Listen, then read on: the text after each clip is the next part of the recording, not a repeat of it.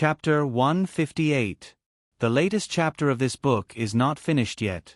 For more exciting content, please scan the QR code below to download the app. The novel will be updated faster. Millions of novels will be read for free. All the novels that can't be found on the internet will be available here. Xiao Lulang. I've learned bad things from my great-aunt. Identification complete. This incident ended with Gu Jiao planting 3 kisses on little Jing Kong's head. Little Jing Kong didn't have time to be angry with his bad brother-in-law. He covered the kisses on his head with his little hands and ran back to his room. He found a scarf and wrapped it around his head, waiting for the seeds to germinate. After the 3 of them completely recovered, they returned to Qinghe Academy and the Directorate of Education. Xiao Lulang and Gu Jiao had been on leave until now to take care of the 3 of them. Now, they could finally return to normal. The old lady also moved back. The old chancellor was so moved that he cried. They finally moved away. He wouldn't be chased by people with knives and robbed of his private stash anymore. The old chancellor was an honest official. He had been an official for decades, but he didn't save much money. He almost lost it all because of the evil empress. How could he reason with her? Xiao Lulang had been on leave for many days, so he missed a lot of homework. He didn't worry about his homework, but he still had to make up for it. Besides, he was going to take the imperial examination in spring next year, so he was more nervous about his studies. Feng Lin and Lin Chengye were also going to take the imperial examination in spring next year, so they weren't confident. In order to let Xiao Lulang spend more time on his studies, Gu Jiao said that from today onwards, she would take care of little Jing Kong. Several children in little Jing Kong's class were infected with the pox. After asking around, they found out that the first one who showed symptoms was the transfer student, Qin Chuyu. Little Jing Kong must have been infected by him and then passed it to his 2 older brothers. However, Qin Chuyu didn't recover as quickly as little Jing Kong. He was still on leave. Many children in class asked for leave, so they were released from school early. Little Jing Kong used to do his homework in the classroom after school, but now he went to the clinic to do his homework. When the Qinghe Academy was almost over, Gu Jiao would take him home. One day, little Jing Kong was doing his homework in the medical center. The second boss got a box of mutton milk cake from somewhere. After eating it, little Jing Kong exclaimed that it was delicious. Gu Jiao knew that it was fine for him to eat dairy products. Gu Jiao asked her second boss to buy fresh goat's milk for little Jing Kong. There was once when she bought too much. After cooking it for little Jing Kong, there was still half a pot left. Gu Yan and Gu Shaoshun were not used to drinking it. It was a pity to throw it away. Gu Jiao thought for a moment, then added some tea leaves and sugar into the pot. After boiling it, a special fragrance of milk and tea was produced. When the daughters of the girls' school passed by the clinic, they were attracted by this special fragrance and went in to ask what it was. Gu Jiao thought for a while and said, "Milk tea." Gu Jiao poured a few cups for them to try. Other than the bitter tea that was originally brewed, the daughters of the capital had only drunk buttered tea. The salty kind was quite tasty, but compared to this sweet milk tea, it was not worth mentioning at all. God, what kind of magical taste was this? It was so delicious. "Is there any more? Is there any more?" a daughter asked. Gu Jiao shook her head. "There is no more milk tea for today. If you want to drink it, come over tomorrow. I'll make more." The next day, the clinic was full of people.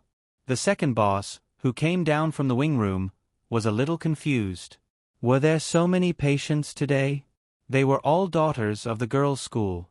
What happened at the girls' school? They were not here to see a doctor. They were here to line up for milk tea. Gu Jiao sold the milk tea at a high price, but it was still in short supply. The popularity of the milk tea made the second boss dumbfounded. He had been running the clinic for so many years, but he never thought that he would suddenly rely on his side business to make money. However, the cooking method of milk tea was not complicated. After drinking it a few times, one would know how to make it. Soon, the shops nearby began to compete with each other. Some of the chefs in the daughters' residences also knew how to make milk tea. The business of the clinic soon became quiet.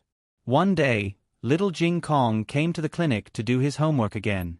He saw the second boss sighing at the side. He put down his pen and asked him, "Why are you sighing?" "Business is not good." The second boss had just tasted the sweetness of selling milk tea. The cost was low and the profit was high. At most, he could prepare a warm room for the daughters and burn a few more pots of charcoal. But after a few days, half of his business was taken away. The main reason was that the other party sold the milk tea at a low price. Their cost could not be reduced because Gu Jiao insisted on using good tea leaves. The second boss wrung his hands. "I'm so worried." Little Jing Kong decided to go on a field trip. "Jiao Jiao, I want to try it too." Children could not drink tea. Gu Jiao really only let him have a small taste. It tasted very good. Little Jing Kong's Jiao Jiao recipe was completely fine. Little Jing Kong put on a serious face and went to the warm room with his hands behind his back. He wanted to ask why the other girls did not come. Just as he was about to speak, he saw a girl from the girls' school lying on the table and crying. "What's wrong? Does your stomach hurt?" Little Jing Kong asked her. She felt wronged and said, "It's not my stomach. It's a headache." The homework given by the teacher was too difficult. She did not know how to do it. Little Jing Kong climbed onto the stool and looked at the girl's questions. It seemed that his parents had given him these questions before. Jiao Jiao knew how to do it. Little Jing Kong took the questions to Gu Jiao. Gu Jiao was brewing pills. Little Jing Kong raised the paper in his hand. "Jiao Jiao, I don't know how to do the questions on this paper. Help me do it. I'll look at it myself after I'm done." "Okay." Gu Jiao took little Jing Kong's questions. They were all arithmetic questions. There were also a lot of arithmetic questions in the gifted class. The difficulty was not low. Gu Jiao did not suspect anything. She took a new piece of paper and wrote the answers for little Jing Kong with a charcoal pencil. Little Jing Kong never copied the answers. He would write the answers after he understood them. If he did not know how to do it, he would do it a few more times. He had a good reputation, so Gu Jiao did not keep an eye on him. Little Jing Kong took the paper and answer sheet back to the room. "Here, the answers." The girl did not believe that a child could get the answers. He must have drawn it himself. He could draw it even if he drew it himself. He did not even know where to fill in the blanks. The girl pursed her lips and copied the answers in resignation. The next day, when the homework was handed in, only 3 people got it all right. One was Gu Jinyu, one was Zhuang Yueshi, and the last one was her. The girl's surname was Yu. She also got in through the back door. She and Zhuang Mengdai took turns to compete for the last place in class. The teacher had never praised her like this before. Of course, she was not the kind of person who liked to eat alone. She immediately told her classmates about how she could solve the questions in the clinic next door. So that afternoon, the clinic, which had been empty for a few days, was full again. Little smarty Jing Kong walked out of the clinic with a heroic spirit and looked at the competitors who were vainly trying to snatch the milk tea business from them. You can imitate Jiao Jiao's formula, but you can't imitate Jiao Jiao's IQ. Madame Yao had not seen her daughter and son for a few days. She missed them very much. Unfortunately, concubine Ling had been stripped of her power recently, so she had to manage the New Year's Eve. She was so busy that her feet did not touch the ground. She could not leave at all. "Madam, people from the Yao family are here." Nanny Fong went into the room to report. Madame Yao put down the half-done paper and asked strangely, "Who are they?" "Eldest master and sister Xian." It was Yao Yuan and Yao Xian. Yao Yuan was Madame Yao's older brother, and Yao Xian was his daughter. Ever since Madame Yao moved to the hot spring villa, she had not seen the Yao family for 10 years. Yao Yuan had changed a lot. He had experienced a lot. He was clearly younger than Marquis Gu by a few years, but he looked older than him. Yao Xian had grown into a slender and elegant woman. She looked a bit like Madame Yao and could be considered a beauty. In comparison, Madame Yao's appearance had not changed much. She was still beautiful, but her temperament had become more capable and steady. Yao Yuan was so excited that he could not speak. Eldest brother, come in and sit. Madame Yao brought her eldest brother and Yao Xian to a warm room and had the servants serve tea and snacks. You can all leave. Nanny Fong, stay. Yes. The maidservants left in a single file. Nanny Fong wiped her tears. It was clear that she was crying tears of joy. She was Madame Yao's attendant and came from the Yao family. Sister Fong also did not change. Yao Yuan said with a smile. This servant is old.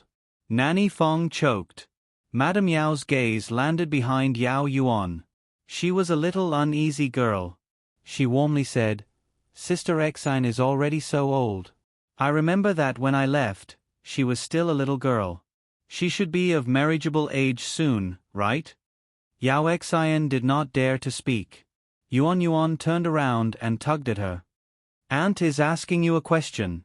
Yao Xian said shyly, she will be of marriageable age after spring. Madame Yao waved at her. Come and sit. Eat something. Yao Xian turned around to look at her father. Seeing Yao Yuan nod, she carefully walked to Madame Yao's side. She sat down and picked up a snack that Madame Yao handed over and ate it carefully. It was Yao Xian's first time coming to the Marquis Fu. In the 10 years that Madame Yao was not in the Fu, the Yao family did not visit. They only sent some things to Gu Jinyu during festivals. Marquis Gu would have people send gifts to the Yao family in return. Yao Xian felt that the Marquis Fu was really big. Aunt's courtyard was really grand. The snacks were also exquisite. The Yao family chef could not make them. Aunt, is Sister Jinyu here? Yao Xian asked. Madame Yao said, she went to the girls' school and is not in the Fu. Oh. Yao Xian was very envious. She also wanted to go to school, but her grandmother and parents only allowed her brother to go to school. Madame Yao looked at Granny Fong. Granny Fong, bring Sister Xian to walk around the garden. Marquis Ding and Fu's scenery was one of the best in the capital. Moreover, she understood that this eldest brother had something to say to her. Yes. Madam. Young miss, please come with me. Granny Fong led Yao Xian out of the yard. There was no one else in the room. Madame Yao no longer put on a warm and welcoming appearance. She faintly asked, Eldest brother suddenly came to find me. Is something the matter? Yao Yuan opened his mouth and dryly laughed, saying, I just came to see you. You returned to the capital and did not visit your maternal family. You did not send any news to your maternal family about Jinyu's marriageable age ceremony. They all said that you disliked the Yao family for losing face. I know that is not the case. Younger sister, are you still blaming us for what happened in the past? Madame Yao drank a mouthful of tea. Eldest brother should not bring up the matters of the past. Why I did not return to the Yao family and did not allow the Yao family to attend Jinyu's marriageable age ceremony. Eldest brother should know better than anyone else. Just treat it as me looking down on the Yao family. Yao Yuan bitterly said, in the past, we were in the wrong. We should not have broken up your good marriage and married you into the Marquis Fu. Before Madame Yao married Marquis Gu, she actually had an engagement. The other party's family was not as well off as Marquis Ding and Fu. Thus, when Marquis Gu came to ask for a marriage, the Yao family did not say anything and cancelled the engagement. They did not dare tell Marquis Gu about this matter. They also did not allow Madame Yao to say anything. Yao Yuan knew that his younger sister had nearly eloped with that person. It was he who personally caught his younger sister. He even had someone break that man's leg. Yao Yuan, father and mother did it for the Yao family. Madame Yao, it's a pity that you did not expect that I would not help the Yao family. You married a daughter over for nothing. Yao Yuan choked. That's right. After his younger sister married, she immediately drew a clear line with her maternal family. Even father did not get to see his younger sister one last time before he died. However, this could not be blamed on his younger sister. who told his younger sister to be in the residence and not be able to rush back to the capital. He blamed himself and said, "Younger sister, everything that happened in the past was eldest brother's fault. Eldest brother did not protect you and did not stand on your side against father and mother. If you want to blame someone, blame eldest brother." If there was anyone in the Yao family that could speak with Madame Yao, it should be Yao Yuan. Yao Yuan doted on this younger sister very much. The reason he broke up the Mandarin ducks was not to extract any benefits from Madame Yao. It was just that he felt that man was not worthy of his younger sister. He thought that after his younger sister married into the Marquis Fu, she would become a person above others. However, he did not know that he had personally pushed his younger sister into the fire pit. He sadly said, "Father was filled with regret on his deathbed. He told me that if there was a day that I could see younger sister, I would definitely apologize on his behalf. There is also mother. She also knows that she was wrong in the past. She has already changed. Can you forgive her? Her body is not very good. I fear that she does not have much time left." Senior servant Fong took Yao Xian around the Marquis Fu. Yao Xian opened her eyes. She knew that her aunt had married into a large family, but she did not expect it to be so old. When Yao Xian returned to Madame Yao's courtyard, Yao Yuan got up and said goodbye. Madame Yao had people prepare gifts for them. She gave Yao Xian a pair of ruby stone noodles. Yao Xian liked it very much. However, she was rejected by Yao Yuan. He did not come to ask for anything. He sincerely came to ask for his younger sister's forgiveness. After the two left, Madame Yao sat by the window and sighed, "Senior servant Fong, do you think I should go back?" Senior servant Fong comforted her. How can there be an unresolvable hatred between mother and daughter? Before the old lady died, she wanted to see the two children. You should take eldest miss and little Gongzi to see her for the last time. She is not only your mother, but also the grandmother of eldest miss and little Gongzi. She first went to the medical hall to ask Gu Jiao. "I am not forcing you to recognize a grandmother. I heard that she is about to die. Your medical skills are excellent, so I hope that you can go and take a look at her." Gu Jiao did not have any objections. Gu Yen did not have classes tomorrow, so he could go. Madame Yao waited until the girls' school ended before asking Gu Jinyu. She knew that Gu Jinyu also did not have classes tomorrow. However, Gu Jinyu said apologetically, "Mother, I promised Consort Shu that I would go to the palace to see her tomorrow. Can I go see grandmother another day?" Another day would be after the New Year. Madame Yao wanted to say that she went to Consort Shu's place every few days, so it was fine if she did not go once. However, before she could speak, she heard Gu Jinyu obediently say, "Mother, why don't you go first? I will go to the palace to pay respects to aunt before going." Digression, 1996, just 4 votes away from reaching 2000. Asterisk in addition, yesterday's lottery digression did not appear in the bookstore. It will be posted again today. Readers who did not win on the app can go to Sina Weibo, Xiaoxiang Bookstore official Weibo, Fong Fong, and repost the lottery to win Dior lipstick, antique jewelry, and little Jingkong accessories. Good luck to everyone. _. The latest chapter of this book is not finished yet. For more exciting content, please scan the QR code below to download the app. The novel will be updated even faster. Millions of novels will be read for free. All the novels that cannot be found online will be available here.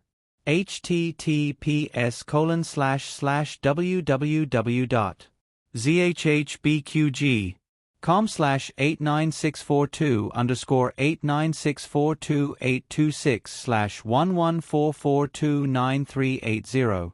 HTML Genius memorized this website's address in 1 second. www.zhbqg.com Biku Gu mobile reading website, zhbqg.com.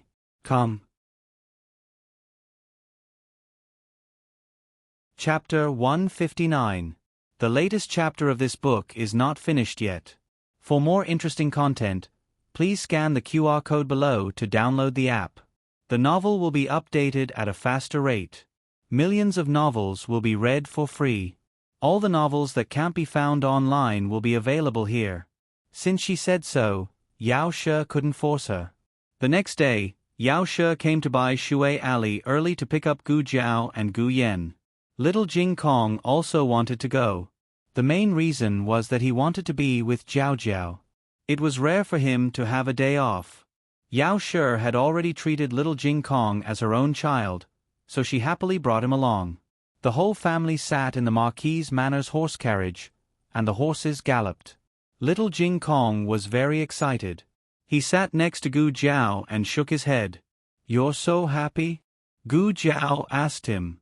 Little Jing Kong shook his short legs and tilted his head. "This is my first time visiting relatives."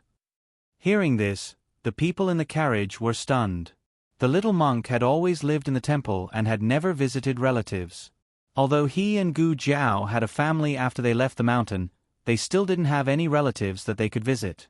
Little Jing Kong was very smart and did things in an orderly manner, causing Gu Jiao and the others to rarely treat him as an ordinary child. It was also at this moment that Gu Jiao realized that little Jing Kong had always wanted to integrate into the life of a normal person, just like the other children in the village. Gu Jiao looked at the little guy's expectant eyes and patted his little bald head. "But I don't have any hair. Will grandmother not like me?" Little Jing Kong's way of addressing his family was similar to Gu Jiao's. As long as Gu Jiao acknowledged it, he would call them that. Although Gu Jiao had never called Yao Shi mother, she was willing to be close to her. Little Jing Kong could feel it, so he was also very close to Yao Shi. Yao Shi said that when she went to visit her maternal grandmother today, little Jing Kong had specially observed Gu Jiao's expression. She did not have any taboos when addressing her maternal grandmother, so little Jing Kong guessed that he could address her as such. Yao Shi warmly said, "No, little Jing Kong is just as cute without hair." Little Jing Kong said proudly, "I think I'm cute too." The corner of Gu Yan's mouth twitched. He took the tiger head hat and covered his little head. "Put on the hat. Aren't you afraid of the cold?" Little Jing Kong was furious. "You're just jealous that I'm younger and cuter than you." Gu Yan chuckled. "You're cute. I think you're just pitiful because no one loves you." Little Jing Kong put his hands on his hips and stomped his feet. "Of course not. I'm Kiki ai. The two of them bickered and soon arrived at Yao Manor. It was Gu Yan's first time visiting his maternal grandfather's home. Although Yao Shi had disagreements with her maternal family, she had never shown it in front of Gu Yan. Therefore, Gu Yan's impression of the Yao family wasn't bad. Due to Little Clear Sky's encouragement, he even had a faint trace of anticipation for this trip to visit his relatives. Yao Shi had sent someone to inform her maternal family last night. Early in the morning, Yao Yuan and his wife, Madam He, were waiting at the door. The weather was cold, and the two of them were shivering with hot water in their hands. When they finally saw the carriage coming, they hurriedly walked forward without waiting for the carriage to stop. Yao Yuan excitedly said, "Younger sister." After the carriage stopped, senior servant Fang came down first and helped Yao Shi down. Yao Shi greeted her older brother and sister-in-law, then looked at the carriage. In the carriage, a little bean jumped down first. Yao Yuan and Madam He were stunned. Then, Gu Jiao and Gu Yan came down one by one. Everyone present could guess that Gu Jiao and Gu Yan were Yao Shi's twins, but that cute little bean. It couldn't be Yao Shi's second child, right? Yao Yuan looked at his younger sister. Yao Shi called little Jing Kong over. "Jing Kong, greet eldest uncle and eldest aunt." Little Jing Kong called out crisply, "Eldest uncle, eldest aunt." Madam He was a little confused. This was her younger sister-in-law's second child? Yao Yuan had chatted with Madam Yao yesterday and knew that this should be the child Jiao Jiao adopted from the mountains. His name was Jing Kong. Little Jing Kong is so obedient. Yao Yuan praised little Jing Kong. Madam He was immersed in the great shock of seeing Madam Yao. She was only 3 years older than Madam Yao. Both of them used to be delicate and beautiful beauties. In a flash, more than 10 years had passed. Madam Yao was still charming and didn't show many signs of aging, but Madame He's face was already wrinkled. Time seemed to only affect the people around her. Of course, Madame He cared about Madame Yao the most. After seeing Madame Yao, she felt inferior. Only then did she seriously look at Madame Yao's children. Little Jing Kong had already run to the front to look at the stone lion at the door. Madame He's gaze landed on Gu Yen and Gu Jiao. Gu Yen had inherited Marquis Gu's good looks and was as pure as jade. As for Gu Jiao, Madame He looked at the birthmark on her face and awkwardly opened her mouth. This is Jin Yu. Madame Yao said, It's Jiao Jiao. Yesterday, when Yao Yuan went to the Marquis Fu, he already knew that the two daughters were swapped. He also knew that Gu Jiao still hadn't returned to the manor and was still living in a small residence outside the manor. A trace of disappointment flashed across Madame He's eyes. She looked in the direction of the carriage. Jin Yu didn't come? Madame Yao's brows furrowed. Jin Yu, the one standing in front of her was Jiao Jiao. Couldn't she greet Jiao Jiao first? Gu Jiao was very calm. She didn't greet Madame He and directly walked past her to catch up with little Jing Kong, who was looking at the stone lion in front. Yao Yuan glared at Madame He. Madame He pursed her lips. What was wrong with asking? He didn't come, but she wasn't allowed to ask? Madame He looked at Gu Yen and smiled. This is Yen right? Gu Yen. Haha. Ignoring her older sister, he also ignored her. Gu Yen didn't even look at Madame He and strode forward to find Gu Jiao and little Jing Kong. Yao Yuan and Madame He were extremely embarrassed. Yao Yuan didn't care about the difference in treatment, but he didn't expect his wife to have such a reaction. He awkwardly cleared his throat and said to Madame Yao, Mother is in the room. Younger sister, quickly go in and see her. Madame Yao stepped into the house. Madame He walked beside her and didn't forget to ask her with a smile, Younger sister, why didn't Jin Yu come? Madame Yao stopped in her tracks. She entered the palace. Madame He was dumbfounded. Jin Yu is really amazing. He can enter the palace. Madame Yao didn't want to pay attention to this sister-in-law. But she didn't come to see her sister-in-law today. They went to old Madame Yao's courtyard. Old Madame Yao was sitting on the Kong in the east room. It was different from what Yao Yuan said. Her face was really pale, but it didn't look like she was dying. Madame Yao frowned again and turned to look at Yao Yuan. Yao Yuan lowered his head. Old Madame Yao said in a deep voice, Don't look at him. I asked him to call you over. If I didn't say that, would you come back? When you married into the Marquis's house, you didn't say anything and cut off all contact with the Yao family. I followed you. What? More than 10 years have passed. Isn't it enough to appease your anger? I'm already so old. I don't know how many days I have left. What's wrong with me wanting to see my two precious grandsons? Can't I see them? This matter made people uncomfortable. But when Madame Yao heard that she wanted to see the twins, she was not so angry. Madame Yao called the 3 children in. The first one to come in was Gu Yen. When old Madame Yao saw Gu Yen, her turbid eyes suddenly brightened. She reached out her hand to Gu Yen. Yen, are you Yen, Quick. Come to Grandmama. Let Grandmother see you. Gu Yen saw that she really liked him. He hesitated and walked over. Old Madame Yao was so excited that her hands were shaking. She held Gu Yan's hand with one hand and touched Gu Yan's face with the other hand. Grandmother finally sees you. You look like your father. Gu Yen was not liked by old Madame Gu in the Marquis's house. In contrast, old Madame Yao's love made people feel warm. Call me grandmother, old Madame Yao said. Gu Yen hesitated. When he was about to call grandmother, Gu Jiao came in with little Jing Kong.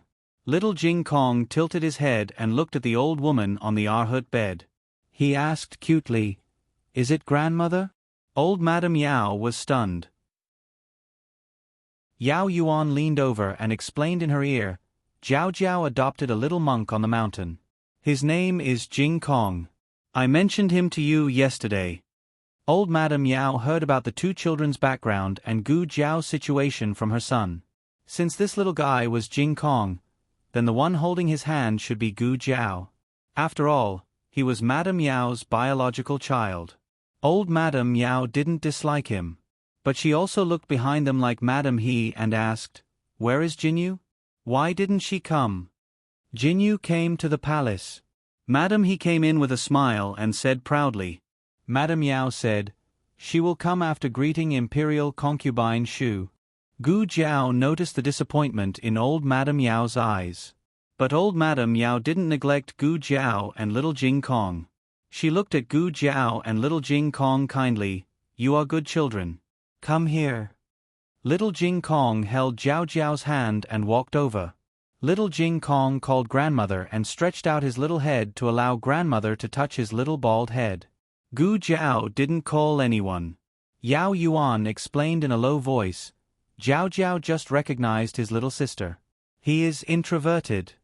It's okay. Old Madame Yao smiled gently. Yao She looked at her mother who was holding a bowl of water. She finally believed what her brother said to her yesterday. Her mother really repented. She wouldn't treat her son as a treasure like before. Her daughter was something that could be sacrificed for the family at any time. But Yao She didn't know that she was happy too early. Old Madame Yao's bowl of water was held for her to see. After several people went out, there was only Gu Yen left in the room. Old Madame Yao asked a maid to bring a big box. She opened it and took out a big and red persimmon. She handed it to Gu Yen and said, "This is the persimmon king that your uncle spent a lot of money to buy from someone. Grandmother specially kept it for you. Try it." "Only one?" Gu Yen asked. Old Madame Yao was stunned. Gu Yen said, "Then I will keep it for Jejie and little Jing Kong." "They have it. It's yours." Old Madame Yao called a maid in the room and handed the box to her. "The persimmons that Yi brought yesterday. Pick 2 of the biggest persimmons and give them to Jiao Jiao and that child." When Gu Yen heard that grandmother didn't call little Jing Kong's name, he unconsciously frowned. "I am going to find mother." He found an excuse to go out. But he didn't find Yao She. Instead, he went to the small garden where little Jing Kong played. Little Jing Kong was happily making snowmen on the ground. Gu Jiao was watching him. The maid in old Madame Yao's yard brought 2 persimmons. One for Gu Jiao and the other for little Jing Kong. Little Jing Kong was a sensible and contented child. "Wow! What a big red persimmon. Jiao Jiao, can I eat it?" Gu Jiao nodded. Little Jing Kong began to peel the persimmon in the snow.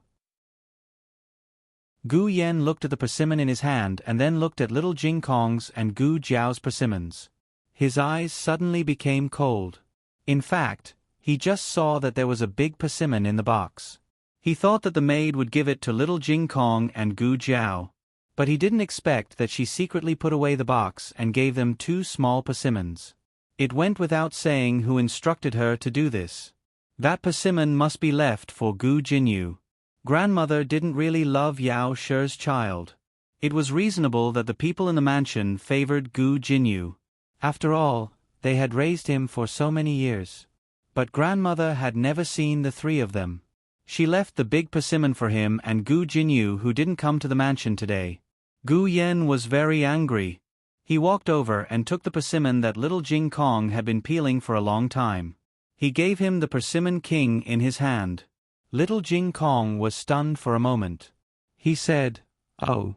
He held the big persimmon king in his 2 small hands and peeled it with difficulty. After peeling it, he handed it to Gu Yen with both hands. "Here." This time, Gu Yen was stunned. "What are you doing?" Little Jing Kong tilted his head. "Don't you want me to peel the persimmon for you?" I am giving you the big persimmon to eat." Gu Yan's chest seemed to be blocked by something. Little Jing Kong stuffed the peeled persimmon into his hands.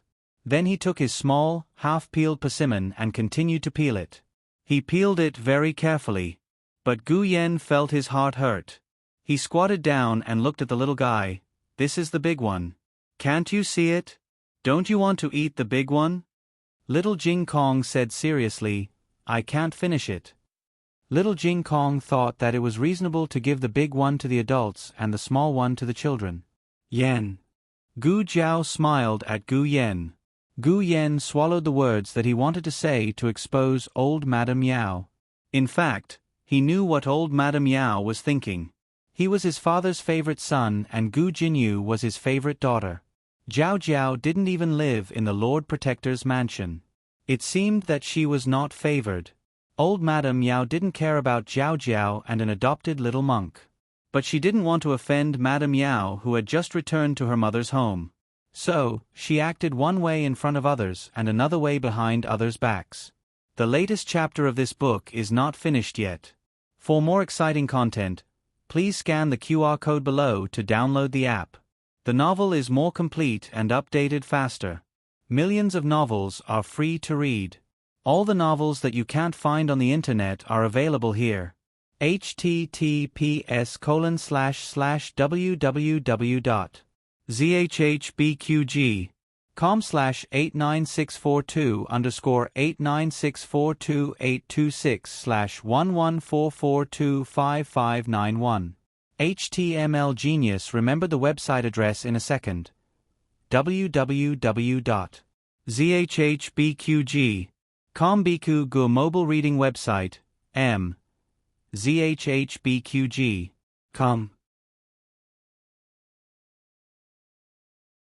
Chapter 160. The latest chapter of this book is not finished yet. For more exciting content, please scan the QR code below to download the app. The novel will be updated even faster. Millions of novels will be read for free. All the novels that can't be found online will be available here. Gu Yen sat beside Gu Jiao with a dark face. Gu Jiao laughed. "What are you angry about?" "Aren't you angry?" Gu Yen looked at her with a puzzled expression. This question was equivalent to asking in vain.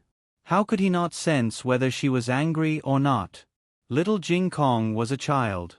He didn't understand these twists and turns, but she should know. Gu Yen didn't understand why she wasn't angry. Gu Jiao lazily leaned back in the chair. What's there to be angry about? She wasn't someone who lived under other people's eyes. Other people's opinions of her couldn't hurt her. She also didn't rely on other people's help to live. Because she was strong enough, she could ignore all the superficial things. Gu Yen couldn't reach his sister's level for the time being, but by Gu Jiao's side, his emotions were also affected by her strong heart and gradually calmed down. Little Jing Kong ate happily and his whole body was covered in food. "Jiao Jiao, I'm dirty from eating." "It's okay, I brought you clothes." Gu Jiao brought little Jing Kong into the side room and washed his face and hands. She also took a small cotton-padded jacket from the small basket and put it on him. Old Madame Yao had a son and a daughter. Yao Yuan also had a son and a daughter. The daughter was Yao Xian and the son was called Yao Feng Yi.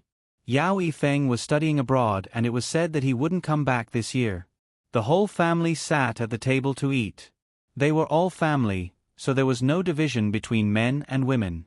Yao She first carried little Jing Kong to wash his hands. She found that his shoes were wet from stepping on the snow, so she carefully changed his footwear and tiger-headed shoes for him. In all fairness, little Jing Kong was really good-looking. Old Madame Yao had never seen a child more beautiful than him in her life. But no matter how beautiful he was still an orphan. In the future, he would have to rely on the Ho Fu. But in front of Yao She, old Madame Yao still gave little Jing Kong enough love. Old Madame Yao picked up the biggest drumstick and gave it to him. Little Jing Kong said politely, "Thank you, Grandma, but I can't eat meat now." As long as he grew up, it would be fine. Grandaunt said that when he grew up, Meaty would be willing to let him eat her. "Eat this." Old Madame Yao placed the egg soup in front of little Jing Kong. She had put in a lot of effort to make this egg custard. She had put in some lilies and it was very beautiful. Little Jing Kong's appetite was greatly stimulated, and he happily ate. The meal was rather amicable. After eating, old Madame Yao asked Yao Xian to bring Gu Jiao and the other two to the garden for a walk. Gu Yen grabbed a small blanket. After walking for a while, little Jing Kong rubbed his eyes. "Are you sleepy?" Gu Jiao asked. Little Jing Kong shook his head. "I'm not sleepy." I just ate a little too much. Gu Jiao laughed and picked him up. Little Jing Kong's eyes widened. I'm really not sleepy. I don't want to sleep at all. He tilted his head and fell asleep in Gu Jiao's arms. Yao Xian did not understand why Gu Yen would grab a blanket when he was walking. But when she saw Gu Yen draping the blanket over little Jing Kong, she understood everything. This cousin was quite attentive. Cousin, when is cousin Jinyu coming over? She smiled and asked. Gu Yen said impatiently, You can ask her. How would I know? Yao Xian choked and felt a little awkward. She said, I heard that cousin Jinyu went to a girls' school. Is that true? Gu Yen was annoyed with Gu Jinyu, but this cousin kept asking him if he was blind when his biological sister was here. I'm sleepy too. I'm going to sleep. After he said that, he pulled Gu Jiao and left without looking back. There was a reason why the Yao matriarch had sent the 3 children away. She gave He Shi a look, and He Shi said to Yao Shi, Younger sister, mother is tired. Let mother rest. Come to my room to talk. Yao Shi did not like this sister-in-law, but she could not refuse. She could only go to He Shi's room. He Shi did not disappoint Yao Shi. After exchanging a few pleasantries, she dug a hole for Yao Shi. Younger sister, has Jinyu's marriage been arranged? Based on Yao Shi's understanding of He Shi, she would not care about this for no reason. Yao Shi was suspicious. Could it be that He Shi wanted to arrange a marriage between Jinyu and Yao Fengyi? Yao Shi said calmly, Not yet. Her marriage will be decided by the old madam and the marquis. I'm not worried about this. He Shi smiled. Jinyu is promising. Her marriage will not be bad in the future. But no matter what, she is already of marriageable age. As her mother, you should be more careful. Yao Shi was even more puzzled. If she was not having any ideas about Jinyu, then what was she doing? He Shi smiled and said, Sister Xen is about to be of marriageable age. She's not as capable as Jinyu, so I'm thinking of settling her marriage early. Otherwise, when she gets older, it won't be easy to talk about marriage. Yao Shi glanced at her. Eldest sister-in-law wants me to help Sister Xen arrange a marriage? This was not difficult. After concubine Ling's position was taken away, old Madame Gu was too busy and left many things to her to take care of. She was currently preparing New Year's gifts for the various large families. She could take this opportunity to help Sister Xen. He Shi smiled but did not speak. Yao Shi's heart skipped a beat. You wouldn't have taken a fancy to the young masters of the Marquis Fu, right? There's no way. He Shi originally wanted to say the heir of the Marquis Fu, but seeing Yao Shi's reaction, she smiled embarrassedly. She pulled Yao Shi's hand and said, Younger sister, don't let the fertile water flow into other people's fields. I am doing this for your own good. When Sister Xen marries over, our 2 families will be even closer. With Sister Xen going to the Marquis Fu to help you, you will be able to live more comfortably, right? It is better to resolve enmity than to keep it alive. When Sister Xen marries over, you will no longer be enemies. You will be mother and son. Yao Shi did not know how He Shi could say such a thing. She and Yen were about to be bullied to death by those 3 stepsons, yet eldest sister-in-law wanted her to marry her niece over? Resolve what? She would never reconcile with the 3 of them in this lifetime. Yao Shi said, You feel that selling me is not enough, so you want to sell Sister Xen, right? Madam, he said, Sister Xen is willing to do so. Yao Shi laughed in anger. Her aunt has been bullied to this extent, yet she is rushing to marry the person who bullied her aunt. Eldest sister-in-law, this is the kind of child you have raised. When He Shi heard this, her expression was not very good. Younger sister, now that you have become rich, you no longer care about the life and death of your maternal family. If we had not married you into the Marquis Fu, how could you have the wealth you have today? You have not cared about your maternal family for over a decade, and we have not said a single bad word about you. Let me ask you, how could there be such a good maternal family in this world? Now that your own niece is about to be married, you would rather let an outsider benefit than marry her into the manor. What? Does younger sister not want to see your maternal family live better than you? Yao She sneered. How does eldest sister-in-law know that she will live better than me after marrying into the manor? He sure raised a chin and said, Our sister Xian is obedient and sensible. She will definitely be able to make husband and the old madam like her. If this was in the past, Yao She might have argued with her and explained the reasoning behind it, but later on, she gradually understood that some people were unreasonable. She only acknowledged her own reasoning. She did not care how much hardship Yao She had suffered in the Marquis Fu over the years. To put it bluntly, she was just being selfish. Yao She stood up and left. He sure saw that Yao She was angry and quickly pulled her back, apologizing. Eldest sister-in-law did not mean it that way. Don't misunderstand. Eldest sister-in-law said something wrong. You are a great person and do not lower yourself to her level. Yao She said, I cannot say anything about the Marquis Fu's marriage. Even if she said it, they would not like her. He sure. In any case, you should bring Sister Xian to the manor to sit. Who knows which one of them would like her? Yao She, eldest sister-in-law, who would like her? The heir? He sure smiled and said, if the heir would like her, then that would be the best. Yao She was stunned. She actually wanted to marry Yao Xian to the Marquis Fu's heir? This was simply a dream.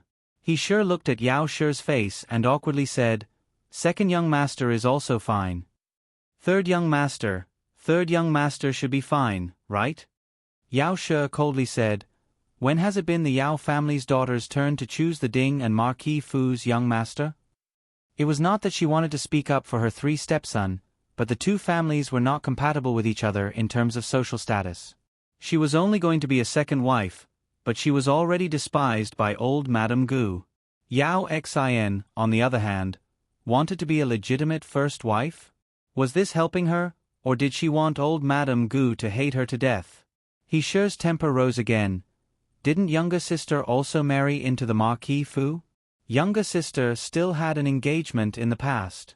How could she be as pure as our sister Xian? Back then, the Marquis liked younger sister. How could the heir not like our sister Xian? Don't they all have the same face? Could it be that sister Xian's face is worse than younger sister's? She was not pure. She relied on her face to serve others. She willingly married into the Marquis Fu. Good, very good. Yao She took a deep breath and asked, Are these words eldest sister-in-law's meaning or mother's meaning? He sure was speechless. Of course, it was her and mother-in-law's meaning, but mother-in-law did not allow her to say it. Yao She, however, understood everything. Change. She was too naive. Originally, they were going to eat dinner before returning to the manor, but Yao She could no longer stay.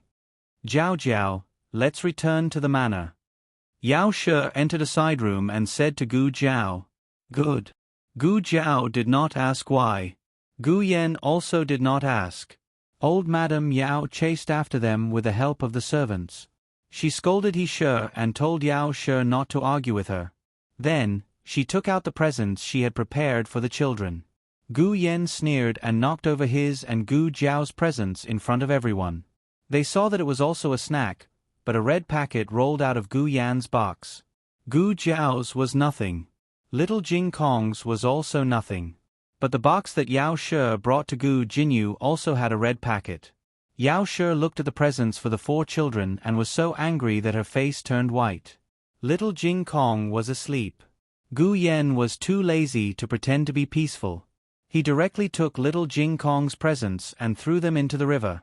He also threw Gu Jinyu's. If they wanted to curry favor, they should do it themselves. Don't dirty their hands.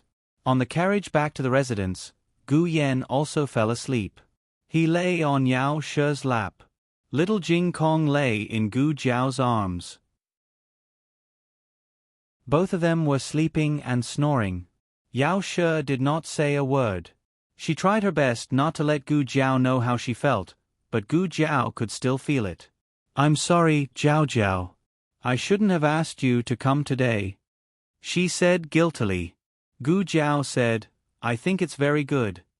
Huh? Yao She was slightly stunned. Little Jing Kong kicked the blanket away. Gu Jiao pulled it over and covered him with it, saying, "I know where Madam used to live. I used to be very curious." Yao She looked at Gu Jiao in a daze and said, "Jiao Jiao, why would you be curious?" Gu Jiao thought for a while. "I don't know. I'm just curious. I want to know about Madam's past. I also want to know how Madam lived every day." Yao She covered her mouth. She did not dare to believe what she heard. Was her Jiao Jiao starting to care about her? "Jiao Jiao, does Madam regret it? Do you regret marrying Marquis Gu?" When Yao She and He She were arguing, Gu Jiao was in the garden not far away.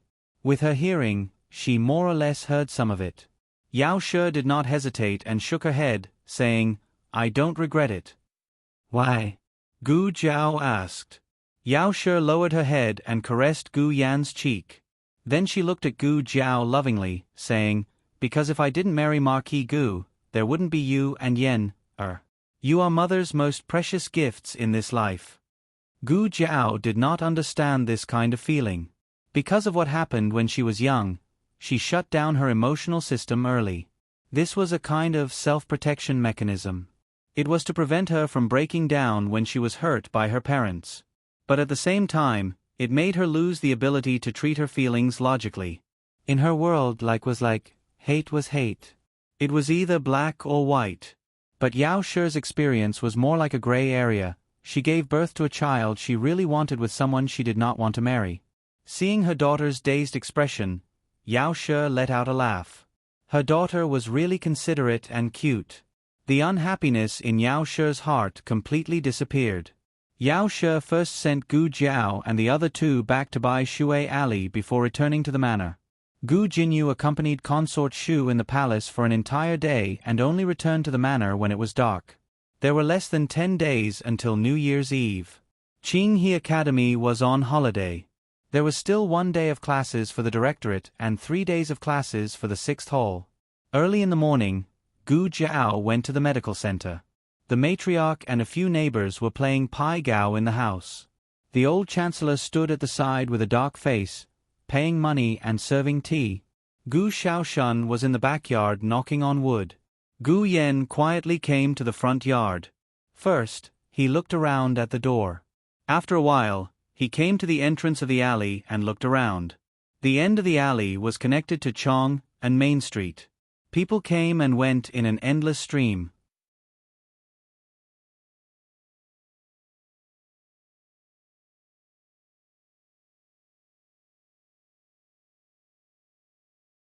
Chapter 161. The latest chapter of this book is not finished yet. For more exciting content, please scan the QR code below to download the app. Novels are updated at a faster rate. Millions of novels are free to read. Novels with a deeper meaning that can't be found online are all available here. Humph. Gu Yen turned his back. He was so angry that the small tuft of hair on the top of his head stood up, expressing his unhappiness in the cold wind. Gu Chongqing laughed softly. His voice was cold and magnetic, and when he laughed, it had an irresistible charm. Gu Yan's small eyes tried to glance behind him.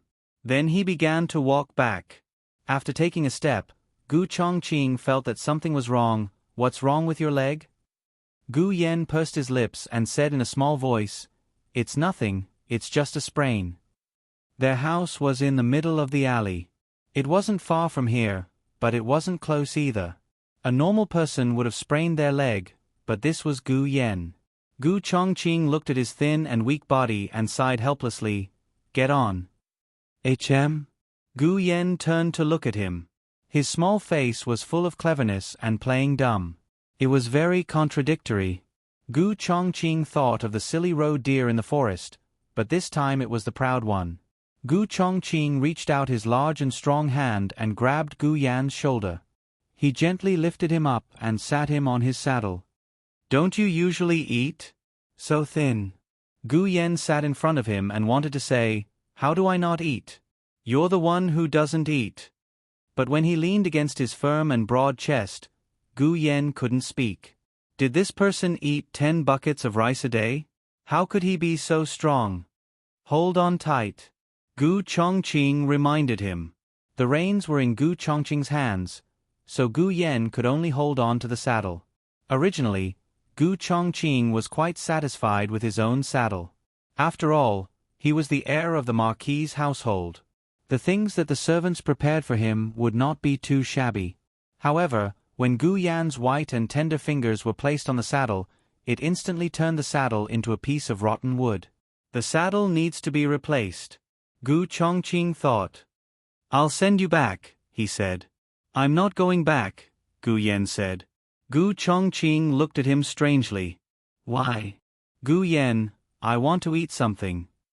Gu Chongqing, what do you want to eat? Gu Yen, sugar-roasted chestnuts.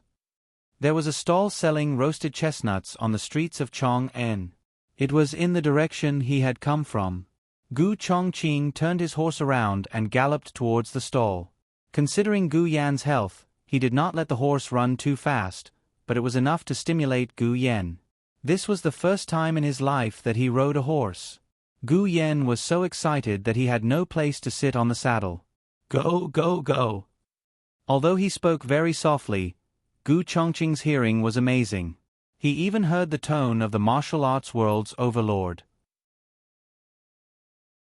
Gu Chongqing could not help but smile. He sped up a little. Gu Yen was overjoyed. Gu Yen had wanted to ride a horse for a long time. But in his 15 years of life, he had been sick for 14 years. He had never ridden a horse before, and he had no playmates. Little Jing Kong and Gu Shaoshun were both younger than him. He wanted to play with older people. Gu Jiao could calm Gu Yen down, but there were some things that Gu Jiao could not give him. Gu Chongqing's appearance happened to fill this gap. Gu Yen was very happy riding the horse. After buying the sugar-roasted chestnuts, he still looked unsatisfied. Gu Yen took the sugar-roasted chestnuts. I didn't bring any money. I'll pay you back when we get back. No need, Gu Chongqing said. Then Gu Yen opened his mouth. Did I spend all your money? No. Oh. Gu Yen silently chewed on a sugar-roasted chestnut. I still want to eat roast chicken. Gu Chongqing took him to buy roast chicken again. He did not want roast chicken from ordinary shops. He had to go around half of the capital to buy roast chicken from Huji's. Gu Yen looked at the roast chicken in his hand and opened his mouth. What else do you want to eat? Gu Chongqing asked. Gu Yen blinked and said, Crab roe crisps from Sanyuan Pavilion. Sanyuan Pavilion was in Lingnan. Was this guy going to elope with him? Gu Chongqing looked at him coldly. Gu Yen angrily pinched the saddle. Okay, then let's eat a stick of sugar-coated haws. I don't care about the shop. The ones from the roadside stalls look cheap and dirty. Eating them will cause diarrhea and make you sick. Gu Chongqing. There was a sugar drink shop on Vermilion Bird Avenue that sold sugar-coated haws. The price was expensive, but it definitely would not cause any diarrhea. Gu Chongqing took Gu Yen to buy a few sticks of sugar-coated haws. Gu Yan's arms could not hold any more. He could not buy any more and could only obediently go home. On the way back, the wind blew and Gu Yen shivered. Gu Chongqing covered him with a fur coat. Gu Yen was wrapped in his fur coat, only revealing his furry head. But to be fair, even the back of his head was cuter than his two younger brothers at home. Gu Chongqing took a deep breath. Perhaps he was possessed. When they reached home, Gu Chongqing dismounted first, then carried Gu Yen down. He took the things in Gu Yan's arms and placed them on the stone table in the front yard. I'm leaving. He walked out and said. Gu Yen looked at him expectantly. Do you want to stay for a meal? My sister's cooking is very good. That girl who was even more cold-blooded than a killer? Gu Chongqing found it hard to imagine what her cooking skills would be like. He looked at the kitchen behind the hall and a trace of desire flashed in his eyes. But in the end, he restrained himself. No, I should go home. Oh. Gu Yen was disappointed.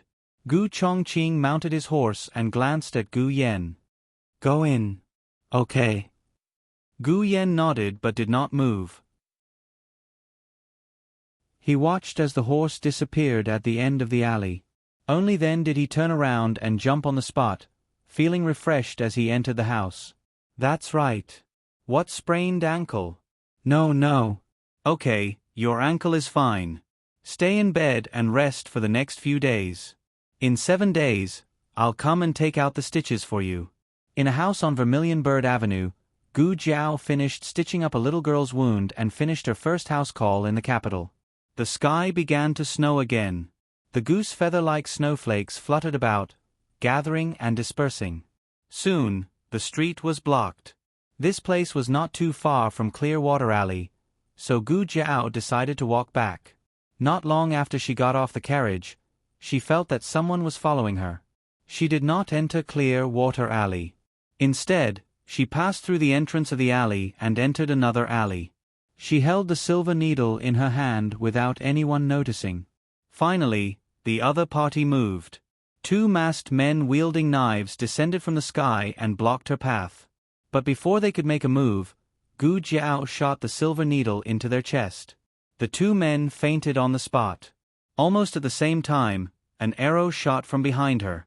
She took a step forward and stepped on the wall. She turned around in the air and ruthlessly kicked the arrow away. But the other party clearly had more tricks up their sleeves. A large net fell from the roof. Gu Jiao pulled out the dagger at her waist and cut the large net in half. But at this moment, a hook came out of nowhere and hooked onto her small basket. With a whoosh, it was taken away. Small medicine box. Gu Jiao's eyes turned cold as she looked up at the roof. She saw a man wearing black clothes and a black mask holding onto her small basket as he looked down at her. He gave a disdainful sneer and disappeared from the other side of the roof. Gu Jiao quickly chased after him. Gu Jiao felt like she had returned to her previous life where she killed and stole from the organization. Her blood was boiling. She could feel that the other party's skills were not simple. The other party had tried to plot against her several times, but she had dodged them all. In the end, Gu Jiao chased after the other party to a courtyard that seemed to have been abandoned for a long time. The other party had already hidden inside. The moment Gu Jiao stepped over the threshold, a row of sharp arrows flew towards her. She had dodged bullets in her previous life, so this kind of speed was not a problem for her. The arrows that seemed to be flying at high speed seemed to be in slow motion in Gu Jiao's eyes. Gu Jiao easily dodged them. A cold snort came from the courtyard. I didn't expect you to be able to chase me all the way here. You really do have some skills. The voice came from behind the mask, so it was slightly different from the original voice. Gu Jiao could hear from his tone that he had come here specifically to deal with her. Gu Jiao walked into the courtyard and saw the other party on the steps of the corridor. Who are you? The black-clothed man sneered. I should be the one asking you that. Who are you? Gu Jiao let out a no sound. You don't even know who I am, and you dare to rob me? The black-clothed man said, I heard that you are a village girl from a small county. You grew up in the village and had a mental illness. It was only a year ago that you recovered. But looking at your skills, you don't look like a village girl at all. Gu Jiao did not feel guilty at all. So what? Does it bother you? The man slowly walked down the steps. The whole mask covered his face completely, only revealing a pair of extremely malicious eyes. He stared coldly at Gu Jiao. Where did the Real Miss Gu go? It seemed that he was not a rival of the medical center, but someone related to her. Gu Jiao calmly looked at the basket in his hand. Give it back to me. The man took a step forward and arrogantly said, Tell me where you took the real Miss Gu, and I will consider giving it back to you. Gu Jiao irritably frowned. Don't talk nonsense. If you want to fight, then fight. Don't be a sissy. The man had been in the capital for many years. He had a bad reputation and was powerful and domineering. It was the first time that he was called a sissy. His face turned black. Gu Jiao really did not have the time to talk nonsense with him. She still had to go home and cook. Gu Jiao raised her hand to greet the other party. The man's movements were more strange than Gu Jiao imagined. After a few rounds, Gu Jiao did not gain an advantage over him. However, it was not easy for him to control Gu Jiao. His brows wrinkled. When he made a move, he would take down the enemy in 3 moves. This girl had endured more than 10 moves. As the two trembled, the sound of horse hooves came from the alley. Then Gu Chongqing shouted, "Who is it?" The man's body froze. Gu Jiao took advantage of the situation and chopped down with her hand. She took back her small basket and raised her other hand. With her palm facing down, a dagger flew out from her sleeve. With a twist of her palm, she threw it out with great force. The man did not dodge in time. His left arm was cut, and a hidden weapon that he did not have time to shoot fell to the ground. He looked back at the direction of the door. Gritting his teeth, he used his qing gong to leave from the back door. "It's you." As soon as the man left, Gu Chongqing entered the courtyard. He was surprised to see Gu Jiao. "Were you fighting with someone just now?" Gu Jiao shook her small basket. "Someone stole my things." "Who?" Gu Chongqing asked. Gu Jiao shook her head. "I didn't see clearly. He was wearing a mask." Gu Chongqing looked around and found the hidden weapon on the ground. He picked it up and frowned. "It's him?" Gu Jiao made a sound of surprise. "You know him?" Gu Chongqing said, "The capital's #1 bandit, Fei Shuang. This frost dart is his unique hidden weapon." Fei Shuang was a very troublesome person for the government. The Supreme Court, the imperial government, and the Ministry of Justice had all been attacked by him before. Many confidential files had been stolen from them. He was one of the most wanted bandits in the imperial court. Unfortunately, he appeared and disappeared like a ghost. No one had ever caught him.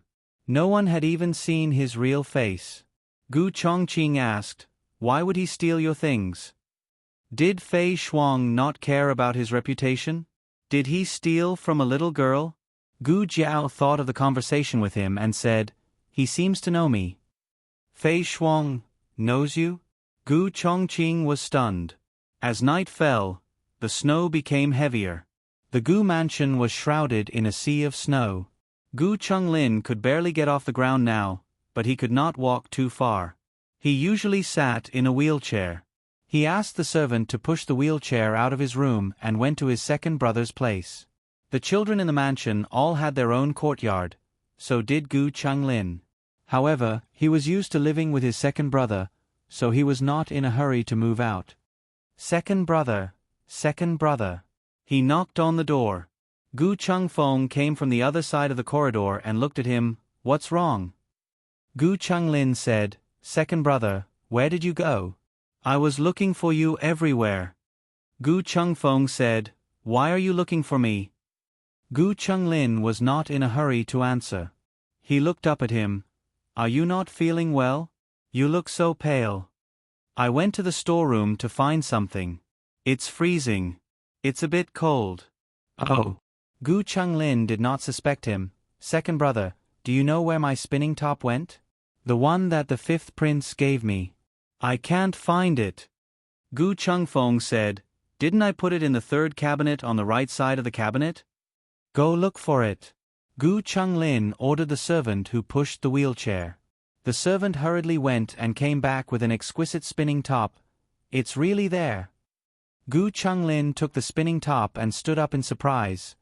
"Second brother, you're amazing. You remember where I put it." As he spoke, he happily patted his second brother's arm. He heard his second brother groan. He was stunned. "Second brother, what's wrong? Did I hurt you?" Gu Chungfeng calmly put his hands behind his back and said in a normal tone, "No, I'm fine. You go play. I'll go back to my room first." Gu Chunglin. "Oh. Second brother is acting weird today." The latest chapter of this book is not finished yet. For more exciting content, please scan the QR code below to download the app. Novels are updated even faster. Millions of novels are free to read. Novels with connotations that cannot be found online are all available here. https://www.zhhbqg com/89642_826/114392827. HTML Genius memorized this website's address in 1 second. www.zhhbqg.com Bikuj mobile reading website. zhhbqg.com.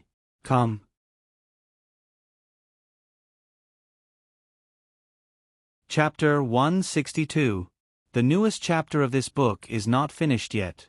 For more exciting content, please scan the QR code below to download the app.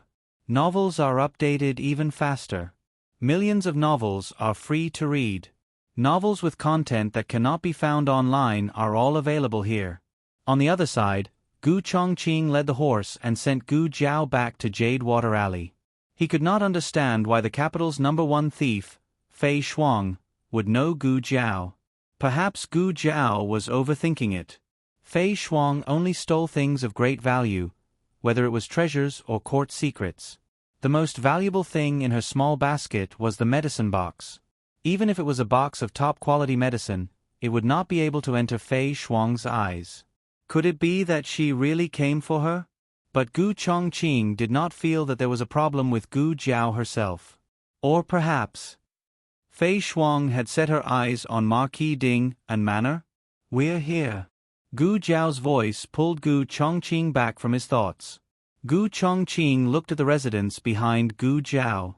This was a residence that was smaller than his courtyard, but this residence had a different atmosphere. He could not tell what it was, but in short, it made people yearn for it. Do you want to go in and sit? Gu Jiao asked. No, I need to return to the manor.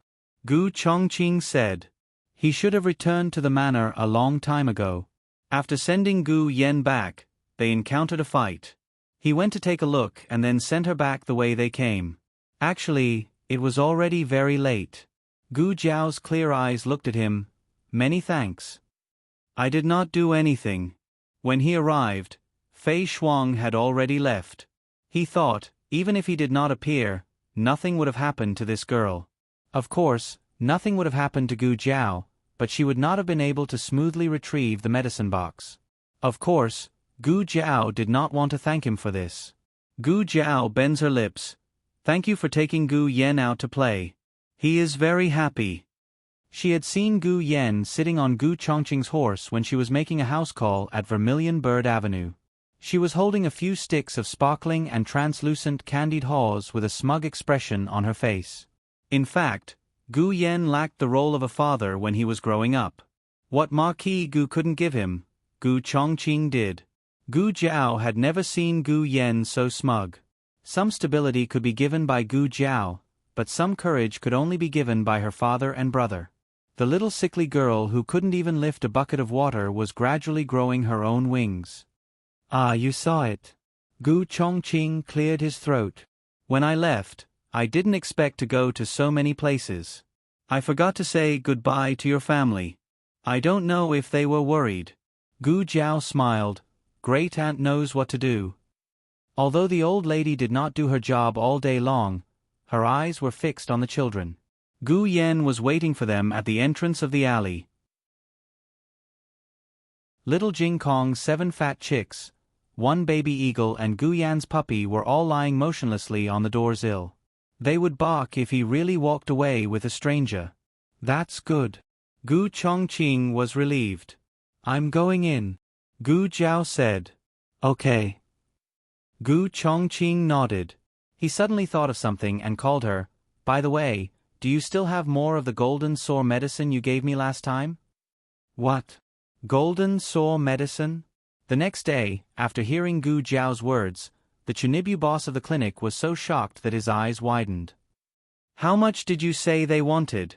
More than 1,000 bottles. Gu Jiao said lightly. The Chunibu boss fell on the chair and pinched his philtrum. Pinch, pinch, pinch. Finally, she managed to wake herself up this time. This was 1,000 bottles of golden sore medicine. How much money would they earn if they sold it? The Chunibu boss rubbed his hands. Did you lower the price? Gu Jiao said, Oh, I didn't lower the price. I sold it to them at the price I sold it to others. The Chunibu boss was confused. No, I sold it to others at the retail price. Why would they sell it at the same price for 1,000 bottles? Who is so arrogant? Gu Jiao, the military camp. The Chunibu boss finally fainted again after pinching his philtrum. How could a small clinic like theirs do business with the military camp? What kind of good fortune was this? The military camp had medical officials from the imperial court. All the medical supplies used were distributed by the imperial court. They had never done business with the people. If there was something that the imperial court could not get, they would find one of the biggest clinics in the capital. For example, the Hu family's Huichun Hall. This business was not urgent. The goods would be delivered after the new year. Right now, Gu Jiao asked the Chunibu boss to search for the herbs. Once they had the herbs, they would be able to make the medicine in batches. As soon as the business was good, the clinic was short on manpower. After the Chunibu boss woke up, he immediately sent people to contact the doctors in the capital to see if there was anyone who was willing to work in their Miracle Hands Hall. Gu Jiao and the Chunibu boss were busy with their own matters. When it was close to noon, an acquaintance came to the clinic.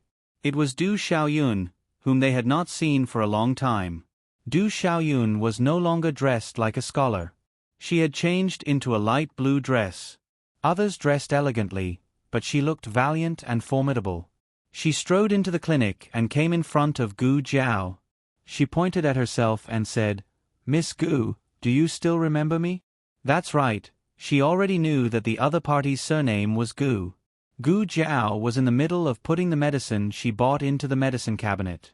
Hearing this, she did not stop and lightly replied, "Today's consultation is with Dr. Song." "I'm not here to see a doctor. I'm here to look for you," Du Xiaoyun said. "I wanted to come a long time ago, but I've been too busy with my homework recently." Originally, the girls' school was not so busy with their homework. But recently, for some reason, the students in the class had improved a lot. They were almost catching up with Zhuang Yueshi and Gu Jinyu. Some of them were copied, but some of them really understood the questions. The teacher asked them to explain, and they did not make a single mistake. The teacher thought that he was really good and increased the difficulty of the class. Du Xiaoyun's studies were not bad, but they were not the best. She was the type who would rather be scolded than copy other people's homework. So recently, she had been doing her homework until late at night. She had not gone out for a long time. If her sister had not asked her to come to the clinic, she would still be doing her homework in the classroom. "My sister said that you have medicine to remove scars. She's been busy recently and can't come over. She asked me to get the medicine for her." Gu Jiao had only mentioned the medicine to one person before, and that was the third princess consort. Yes, the third princess consort said that her surname was Du. There was already medicine in the small medicine box. Gu Jiao took out the scar ointment and scar plaster. The scar ointment was squeezed out and put into a well-sealed porcelain bottle. The scar plaster was unpacked. Gu Jiao told her how to use it and charged her 3 taels of silver. Du Xiaoyun was shocked. "So expensive? I'm afraid you're not running a shady shop, right?" This was the most effective scar ointment in the research institute. It cost more than 2,000 yuan, which was more than 2 taels of silver. The scar plaster was also very expensive. She did not make much money from it. "Forget it if you don't want to buy it." Gu Jiao reached out to take the medicine back. The medicine in the small medicine box was so precious that she could not bear to sell it. Du Xiaoyun protected the medicine with one hand and put the silver on the table with the other. "Buy, buy, buy. If you don't buy it, my sister will chop me into pieces. There are so many imperial doctors in the palace. I don't know why my sister likes your medicine." The third princess consort surgery was not made public. Even Du Xiaoyun did not know. Du Xiaoyun only thought that the third princess consort had bumped into something. Today was the last day of the Imperial College's elementary school. It was also the last day of the girls' school. The girls' school had gone through a series of exams. The only exam left was the Guqin. In the music hall, Zhuang Yueshi finished playing the song that she learned this month. There was a round of applause. His performance was simply too spectacular. Zhuang Yueshi came in first place in her poetry and literature exams. She was tied with Gu Jinyu for first place in her arithmetic exams. Her musical skills were her weakness. Everyone thought that her performance would not be satisfactory. Who would have thought that she would improve so quickly in just half a month? For this exam, the Crown Princess invited the palace musicians and teachers to invigilate it. The musician's surname was Xie. Musician Xie nodded with satisfaction. Miss Zhuang's guqin skills have improved greatly. The teachers gave her an A grade. Musician Xie was stricter and gave her AB grade. But this result was already very good. The next one was Gu Jinyu. Gu Jinyu held the lunar shadow Fushi guqin and bowed to musician Xie and the teachers. The teachers also stood up and bowed back. She was the county princess. The etiquette could not be ignored. As a palace musician, musician Xie also had an official rank. His rank was higher than Gu Jinyu's. He calmly accepted Gu Jinyu's bow. Gu Jinyu's lunar shadow Fushi guqin was more beautiful than Zhuang Yueshi's guqin in terms of sound. Furthermore, she had put in more effort than Zhuang Yueshi to practice the guqin. It was not like she had not practiced for a long time. She practiced every day. In the end, musician Xie gave her an A grade. Actually, I gave you an A grade not only because you played well. The better you changed the second half of the song. That's right. Gu Jinyu had changed the score. The song they learned was called Qiu Sei. It was an incomplete song passed down from the previous dynasty. Only the first half was left. The second half was compiled by later generations. There were many different versions on the market. The version composed by Lord Lunar Shadow was the most highly regarded. The girls' school taught this version. However, Gu Jinyu had made some slight changes on the basis of this version. She added a gentle and sad mood to it. It was more suitable for women to play. Lord Lunar Shadow was a man after all. His score was more like it was custom-made for male musicians. It was difficult for women to play with such a bold and unrestrained feeling. I'm crying. Miss Gu played so well. A soft-hearted girl wiped her tears and said. She was not the only one who cried. Gu Jinyu counted 4 or 5 girls who were wiping their tears. It was obvious that her arrangement was a huge success. Gu Jinyu was very happy and proud. With Gu Jinyu's performance, the other students could not perform well. They were all inferior. Finally, there was a little girl with a small round face. She was about 14 years old. The girl's school uniform was issued, but the jewelry was her own.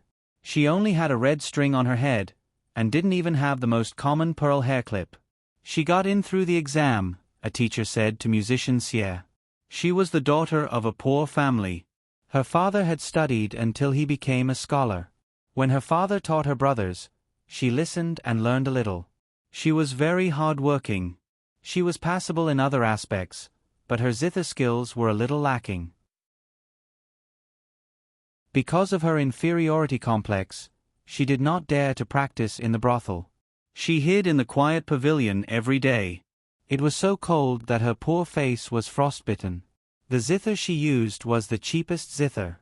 The tone could not be compared to a good zither, but the pitch was good. She started to play. To be honest, she had improved a lot. If it were not for Zhuang Yueshi and Gu Jinyu, the teachers might have taken a second look at her. The first half of the song was ordinary. Musician Xie covered her face and yawned. The last student came. He picked up the D grade board. The other teachers were also sleepy.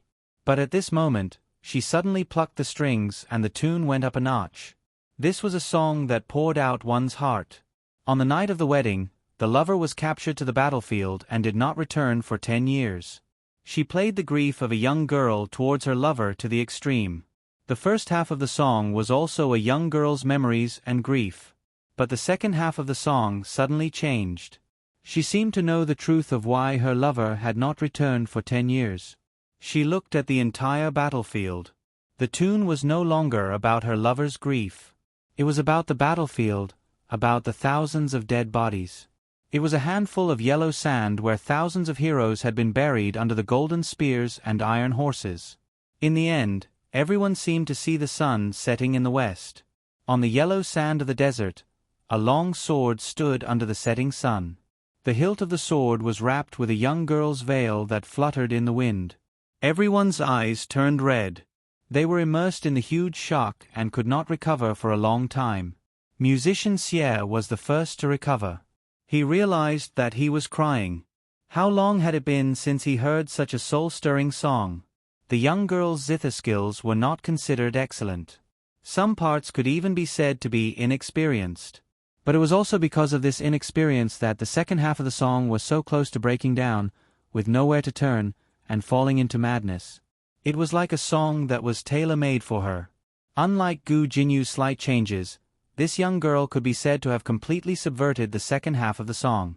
In comparison, Gu Jinyu's song seemed very petty and could not be brought to the stage. Musician Xie sighed inwardly. Even the top zither player in the 6 countries, Lord Yuing, could not change such a majestic song. This was not a song. It was a person's style. Musician Xie suppressed the excitement in his heart and looked at her. "What's your name?" She bowed slightly and said, "Li Wanwan." Musician Xie nodded in satisfaction. The song was changed very well. Li Wanwan opened her mouth.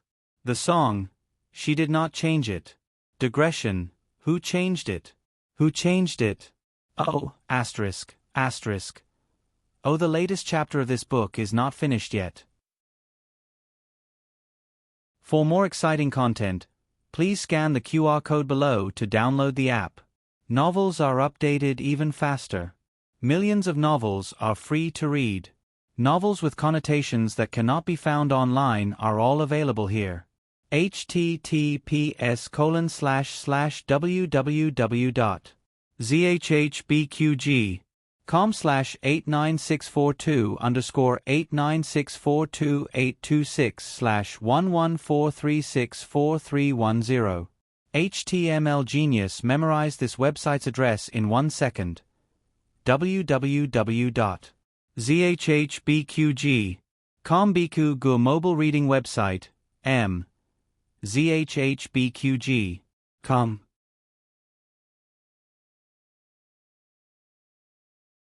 Chapter 163. The latest chapter of this book is not finished yet. For more exciting content, please scan the QR code below to download the app. Novels are updated even faster. Millions of novels are free to read. Novels with substance that cannot be found online are available here. Because Li Wanwan's Guqin skills were not as good as Gu Jinyu and Zhuang Yueshi, she tied with Zhuang Yueshi in the end and took second place in the exam. Although Gu Jinyu managed to secure first place, she could not feel happy. That song was too outstanding. She could feel that she had been completely crushed. She had heard from Consort Shu that the Crown Princess had invited a musician from the palace for the exam. She had changed the song to amaze musician Xie. Otherwise, she could have easily gotten first place in such a small exam. It would not have been so bad if she had not changed it. She would not have been criticized for taking first place with her skilled Guqin skills. Now, with Li Wanwan as a comparison, her song became a joke. Gu Jinyu would never have thought that her limelight would be stolen by the unremarkable Li Wanwan. After the exam, musician Xie stayed behind to give Li Wanwan some pointers on her Guqin skills. He told her where she needed to improve and gave her a Guqin. It could not compare to the Lunar Shadow Fushi Guqin, but it was much better than the one Li Wanwan had. Gu Jinyu gloomily carried the Lunar Shadow Fushi Guqin out of the brothel. When she went downstairs, she bumped into Zhuang Mengdai. Zhuang Mengdai had gotten the last place. She had been angry, but after seeing Gu Jinyu's situation, she was not angry anymore. She glanced at the Lunar Shadow Fushi Guqin in Gu Jinyu's arms and mocked, "Aya, what's the use of having such a good Guqin? Didn't someone else steal the limelight? You changed the song with that bit of skill? What a joke." Was Gu Jinyu's song bad? Not at all. If not for Li Wanwan's song, she would have been the one to amaze musician Xie today. Gu Jinyu was not as arrogant as Gu Jiao. She was furious and said, At least I got first place. May I ask what Miss Zhuang's rank was? Zhuang Mengdie's sore spot. She could not out-talk Gu Jinyu and could only twist her words. You dare to talk back to me? Gu Jinyu scoffed. Speaking of which, I'm a county princess. Miss Zhuang should greet me when she sees me. However, this is a school and we're all schoolmates. I won't argue with Miss Zhuang over etiquette. Zhuang Mengdai was infuriated.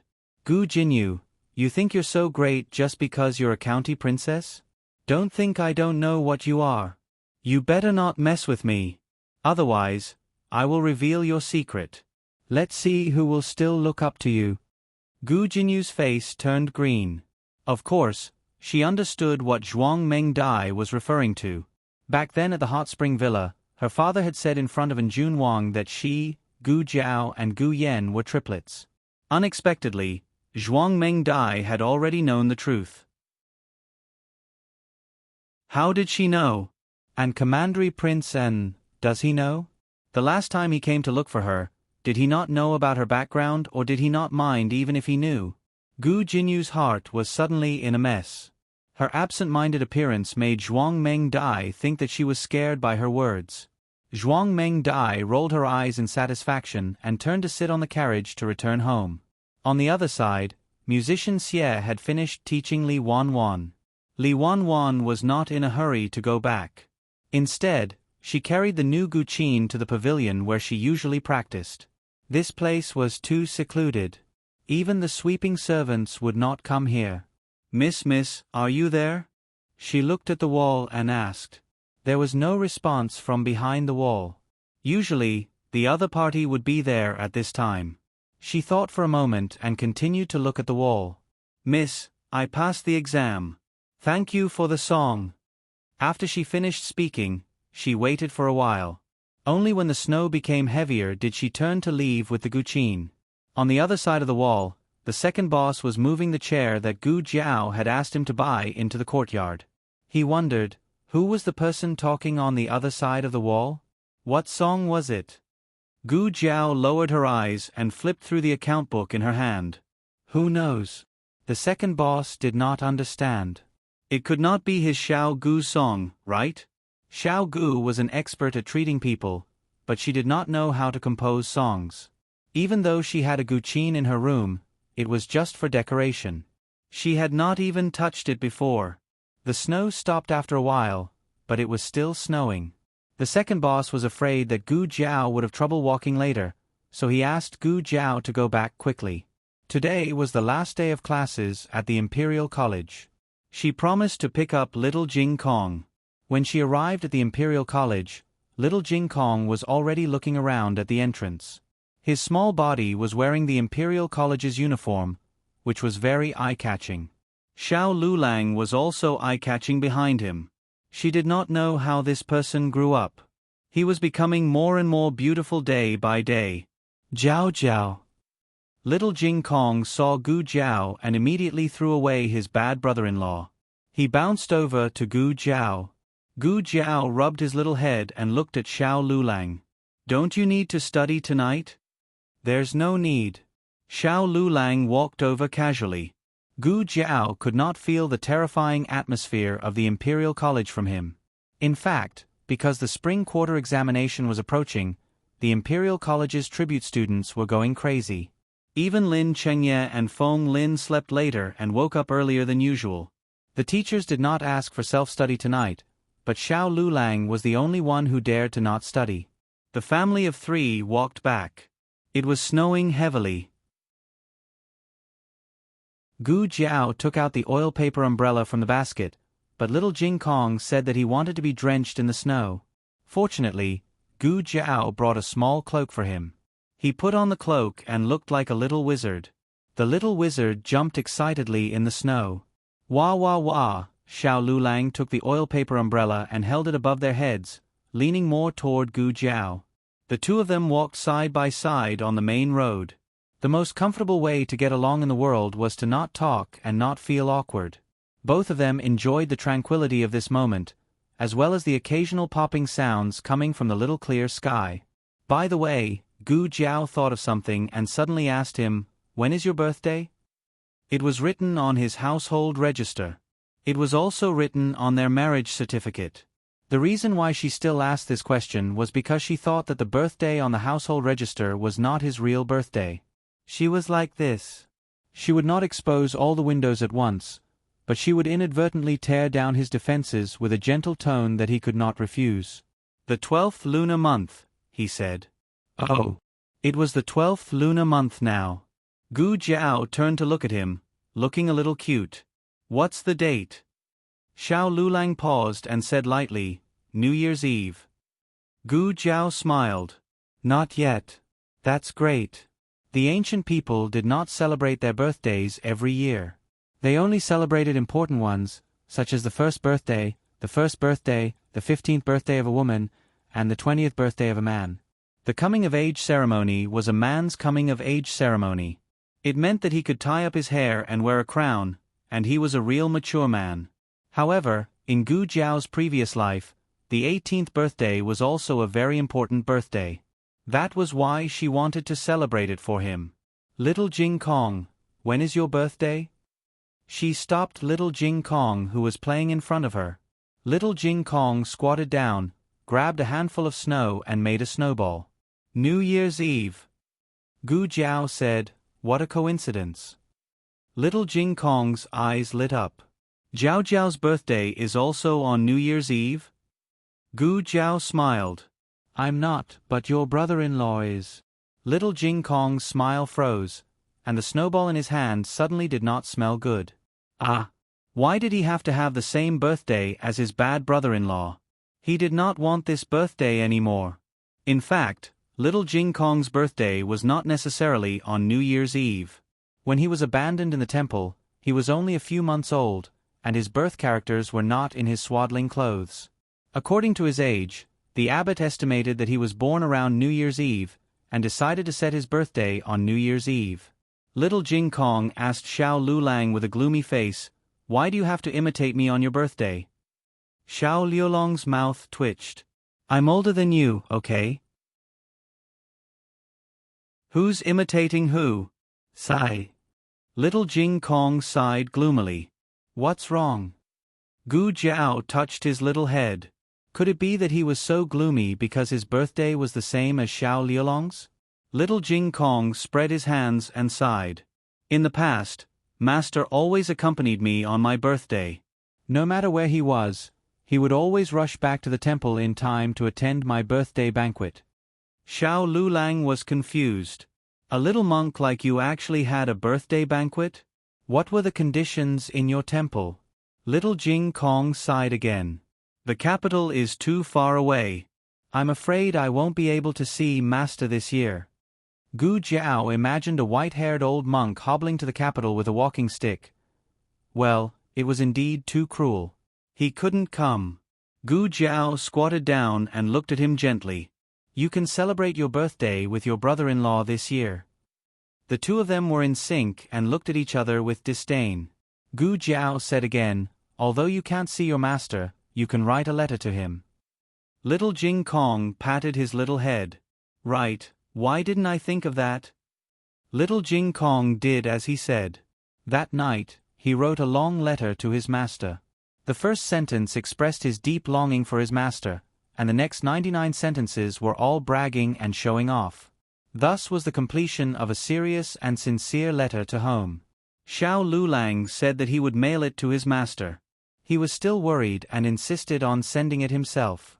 Xiao Lulang had to skip the self-study class at the directorate the next day and took him to a distant post house to send the letter. The post house officer received the letter and was about to put it into the mailbox.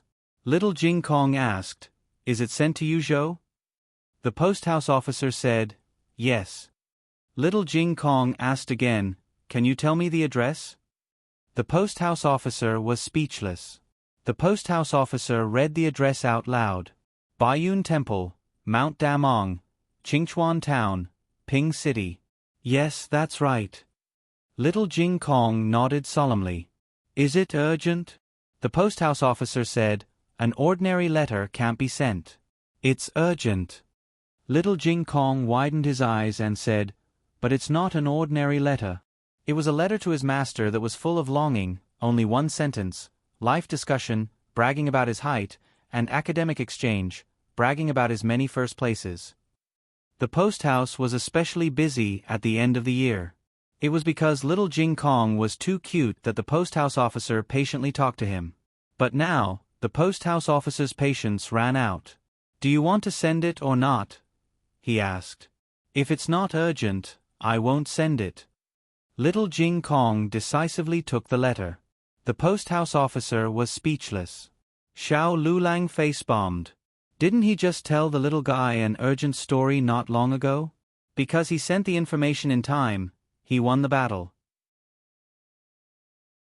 Little Clear Sky had no concept of the specific speed and operation of an 800-mile express mail, but he felt that these few words sounded very awesome, so he also sent an 800-mile express mail. Xiao Lulang reached out his hand. "Give me the letter, I'll send you an urgent message." "Are you for real?" Little Jing Kong looked doubtful. Xiao Lulang nodded. Really, I guarantee that the letter you send will be an urgent message." Little Jing Kong looked serious. "You can't lie to me," Xiao Lulang said seriously. "If I lie to you, I'm a dog." Little Jing Kong actually didn't quite understand the meaning of this sentence. Why did the bad brother-in-law become Little 8 when he lied to him? Little 8 was obviously so good. But he still gave the letter to the bad brother-in-law. Xiao Lulang walked back to the post house officer, asked for a writing brush, and wrote a big, urgent message on the envelope. Then, he asked for a big envelope and put little Jing Kong's letter inside. The post house officer silently gave him a thumbs up. Awesome. After sending the letter, Xiao Lulang took little Jing Kong home. After taking 2 steps, little Jing Kong clamped his legs and jumped up. "I want to pee." Xiao Lulang took little Jing Kong to the toilet of the post house. After little Jing Kong finished peeing, he came out to look for someone. However, he walked in the wrong direction and bumped into a man's leg. Back then, a certain little monk tried to blackmail Gu Jiao in this way. Little Jing Kong fell to the ground. The man slowly reached out and helped him up. It was a simple action, but it was full of elegance and nobility. Little Jing Kong looked up at the man. He was wearing a heavy purple fox fur coat. He was tall, handsome, and his face was like ice jade. Time didn't leave many traces on his face. He was handsome and tall, and his aura was as heavy as the mountains and rivers. Little Jing Kong was stunned. It took him a while to remember that he bumped into the man. He apologized seriously. "I'm sorry." "It's okay," he said lightly. "Well, I'll go then." Little Jing Kong walked away. The man turned and walked to the carriage. The 8 guards saluted in unison. "Marquis." Digression, ding. Your Marquis Xianping is online. The latest chapter of this book is not finished yet. For more exciting content, please scan the QR code below to download the app. Novels are updated faster and more complete. Millions of novels are free to read. There are all kinds of novels that can't be found on the internet here. https://www.zhbqg.com/89642-8264286/114360623. HTML Genius memorized the website address in 1 second. www.zhbqg.com Biku Gu mobile reading website, zhbqg.com.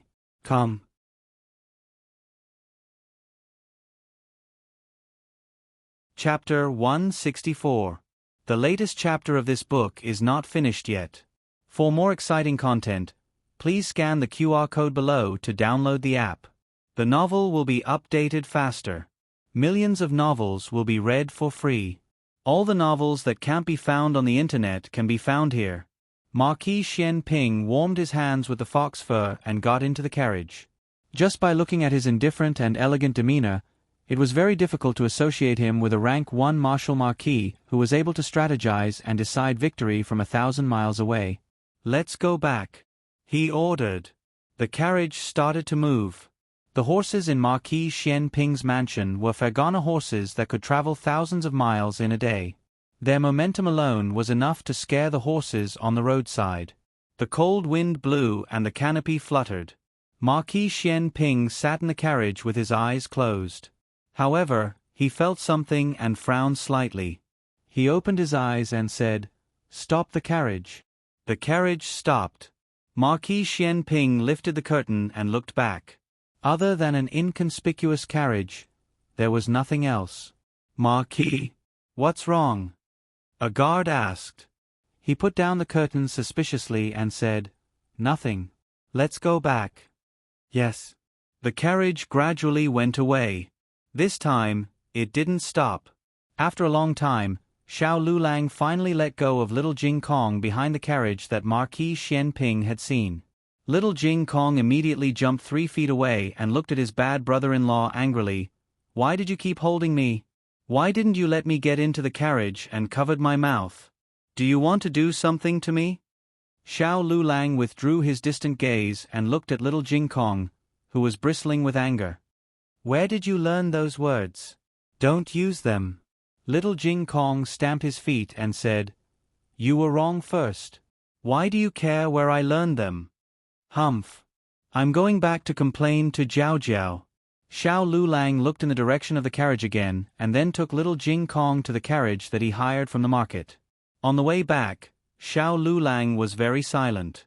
Although Xiao Lulang was a man of few words, little Jing Kong still faintly felt that there was something wrong with his bad brother-in-law's state. Bad brother-in-law was like this the first time he saw young master. This time, it seemed to be more serious than last time. Was he hiding from someone he knew? Little Jing Kong crossed his arms and fell into deep thought. About half an hour later, the carriage arrived at Clearwater Alley. Little Jing Kong rushed down. "Jiao Jiao Jiao Jiao. I'm back." She was still a child after all. She could easily forget what was on her mind. Today, Feng Lin and Lin Chengye also came over. It was mainly because Lin Chengye wanted to come. It's almost time for the spring imperial examination. Steward, let me bribe mistress. Lin Chengye said slowly to Gu Jiao as he hugged a few large boxes of local specialties. If Xiao Lulang was his teacher, then Gu Jiao was his teacher's wife. She was even younger than him. To prevent himself from stuttering, Lin Chengye spoke very slowly. He was different from normal people. However, Gu Jiao did not show any surprise. She calmly took the things from him and said, "Thank you. Come in and have a seat." Lin Chengye felt that his teacher's wife was a good person. Very good. Gu Jiao brought the snacks she made. Lin Chengye took a bite and stared at her. "Delicious. Delicious." He was so excited that he stuttered. His face instantly flushed red, and he was so embarrassed that he wanted to crawl into a hole. Gu Jiao's expression did not change. She passed the plate forward and said, "There are more at home. I'll pack 2 boxes for you later." Lin Chengye secretly breathed a sigh of relief. In fact, he could no longer hide the fact that he stuttered. Not everyone was hostile to him. Many of them sympathized with him. However, he did not need sympathy. He hoped that he could be treated as a normal person. Gu Jiao's attitude made Lin Chengye feel more comfortable than ever. Xiao Lulang was the same. However, Xiao Lulang was a strict teacher. Lin Chengye was very afraid of him. He felt more comfortable in front of Gu Jiao. "You're not going back for the new year, right?" Gu Jiao asked. Lin Chengye nodded. "The spring examination is coming soon. My father, let me study in the capital." The Lin family was very generous. They bought a house near the Imperial College for him to spend the new year. It was not too far from Jadewater Lane. Feng Lin also stayed at the Imperial College. They usually stayed in the same dormitory. Seeing that the holidays were coming, Lin Chengye did not want to leave Feng Lin alone in the cold Imperial College. Thus, he invited Feng Lin to stay at his place. "I'll go." "That's not a good idea. I have to tell Lulang." The main reason was that Feng Lin felt that Xiao Lulang would let him stay here and not trouble Lin Chengye. Of course, he was more inclined to stay here. After all, Zhao Nyong's cooking was better. Lin Chengye said, "I've told Lu Lang." He agrees. You go. Feng Lin, who was suddenly abandoned by his brother, was speechless. Last year's New Year's Eve was a little sloppy. First, Gu Jiao had just arrived. She was still in a daze and had not completely adapted to her new identity. Well, actually, she was poor. Second, she was poor. This year, she was not so poor. She earned a lot from Lin Chengye. What she earned in the county town was invested in her business. What she earned in the capital was invested in her medical center. However, Xiao Lulang did not only have one business with Lin Chengye. Occasionally, he wrote articles and poems for others. Surprisingly, he earned 100 taels of silver. 100 taels of silver was not a small amount. It was enough to buy a house in the county town. He took out 30 taels of silver to pay little Jing Kong's rent for this month. The remaining 70 taels were given to Gu Jiao for her household expenses. After little Jing Kong received the rent, he stayed in the study and did not leave. Xiao Lulang looked at him indifferently. What's wrong? The amount is wrong?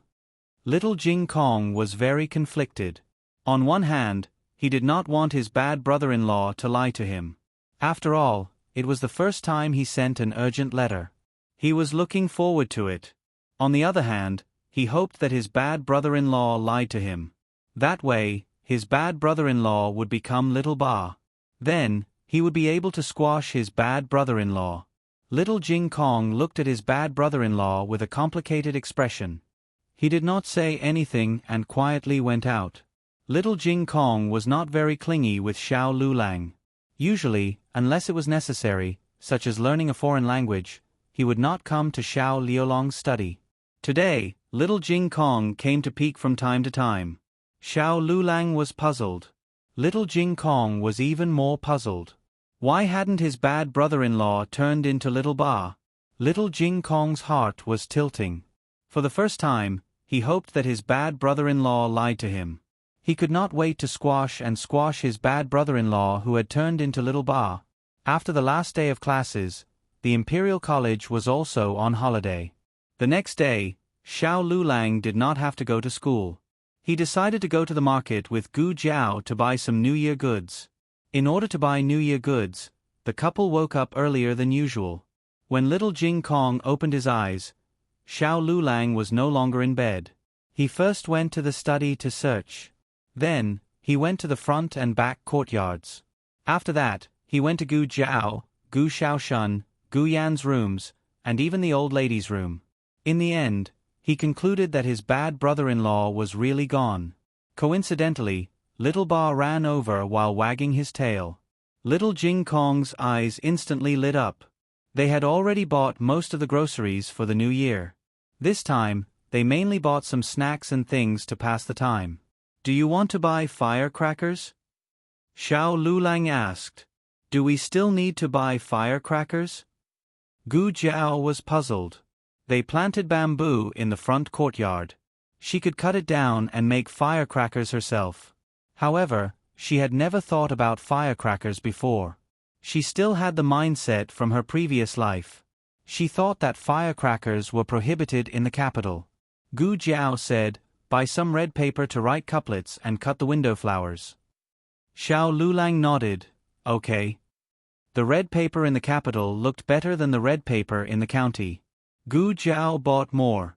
Xiao Lulang reminded her, you don't have to paste couplets for Xuening Xiong's house this year. The red paper last year was given by Feng Lin.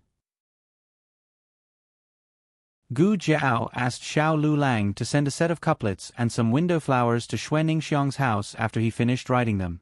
Gu Jiao suddenly missed Xuening Xiong. She paused and said, but granduncle is here. Granduncle's house has to paste couplets. Xiao Lulang thought, are you addicted to having relatives? After they finished shopping, they went back to Qingshui Alley. As soon as they entered the backyard, Xiao Lulang saw little Jing Kong riding on a small bench in the backyard. Gu Yan's puppy was in front of him. Little Jing Kong put on his tiger head shoes and vest for little 8.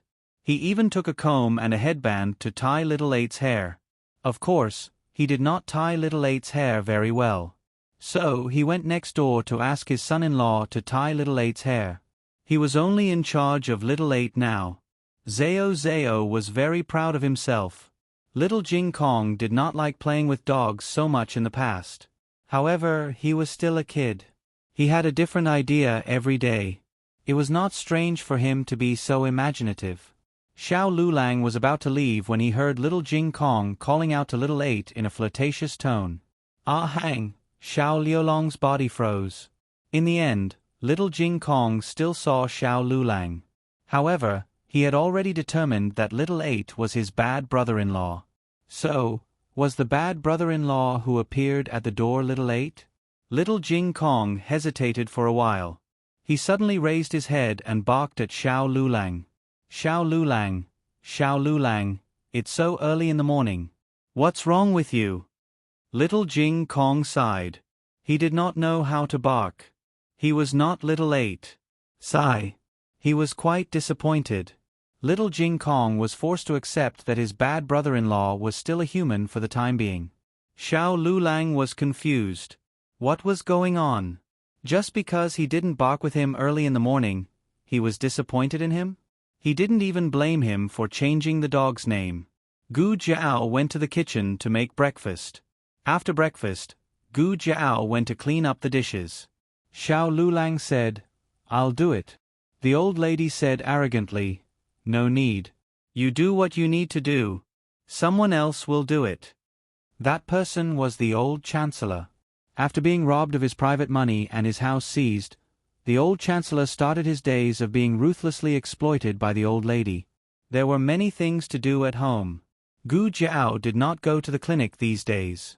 However, there was a small patient who had been stitched up on Vermilion Bird Avenue. Today was the day for her to remove the stitches. Gu Jiao packed up the small basket and went out. Xiao Lulang looked at her. "Are you going out?" Gu Jiao nodded. A house call. Since she could no longer hide her medical skills, Gu Jiao decided not to hide it anymore. "Is it far?" Xiao Lulang asked. "Vermilion Bird Avenue," Gu Jiao said. "I'm going there to deliver something. Let's go together." Xiao Lulang wrote a few articles for a rich young master from the Imperial College. He promised to deliver them to the young master's house before New Year's Eve. Gu Jiao had no objection. Vermilion Bird Avenue was quite far.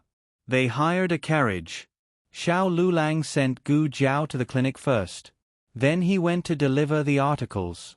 When he came back, he picked up Gu Jiao and went home. Gu Jiao's small patient was 6 years old. She was a lively little girl. It was said that it was because of her character that she fell down from the stairs and cut her leg. Her older sister was a student at the women's school. She heard that the medical skills of the Miracle Hands Hall were good, so she went to the Miracle Hands Hall. "The wound is recovering very well. Don't be afraid. It doesn't hurt." Gu Jiao took a pair of scissors and removed the stitches. The little girl didn't say anything. The woman asked, "Does it hurt?"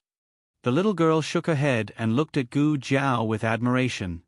"It doesn't hurt. Older sister is very good. Mother, when I grow up, I also want to be a doctor." The woman was surprised. Doctors, in Zhao country, their status was actually very low. Needless to say, female doctors had the status of a servant. They lived in Vermilion Bird Avenue, so they weren't ordinary people. How could they be willing to let their daughter become a lowly female doctor? The little girl in front of her, was it because her family was poor that she had to become a female doctor? Not every patient was like her daughter, who was injured on the leg. Some lesions occurred in unclean places. How could a person of noble status go to those places? Moreover, she heard that when the clinic was busy, the female doctor had to treat men. Wouldn't her innocence be gone? How could she get married in the future?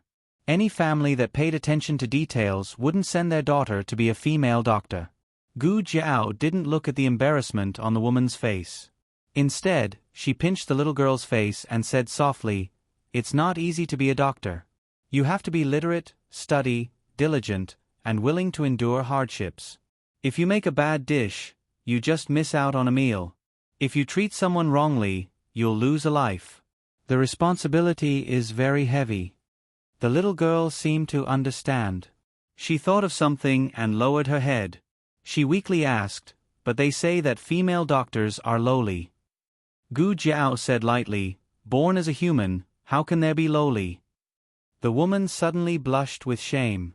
She looked down on female doctors. But at this moment, her heart was deeply shocked. She couldn't tell if it was because of the words that came out of the other's mouth, or the belief in the other's eyes. Digression: I've been frantically writing for the past few days. I'll reply in a few days. Good night. The latest chapter of this book is not finished yet. For more exciting content, please scan the QR code below to download the app. Novels are updated faster. Millions of novels are free to read. Novels with connotations that can't be found on the internet are all available here. https://www.zhbqg.com/89642/826/114330463. HTML Genius remembers this site's address in 1 second. www.zhbqg.com Biku Gu mobile reading website, zhbqg.com.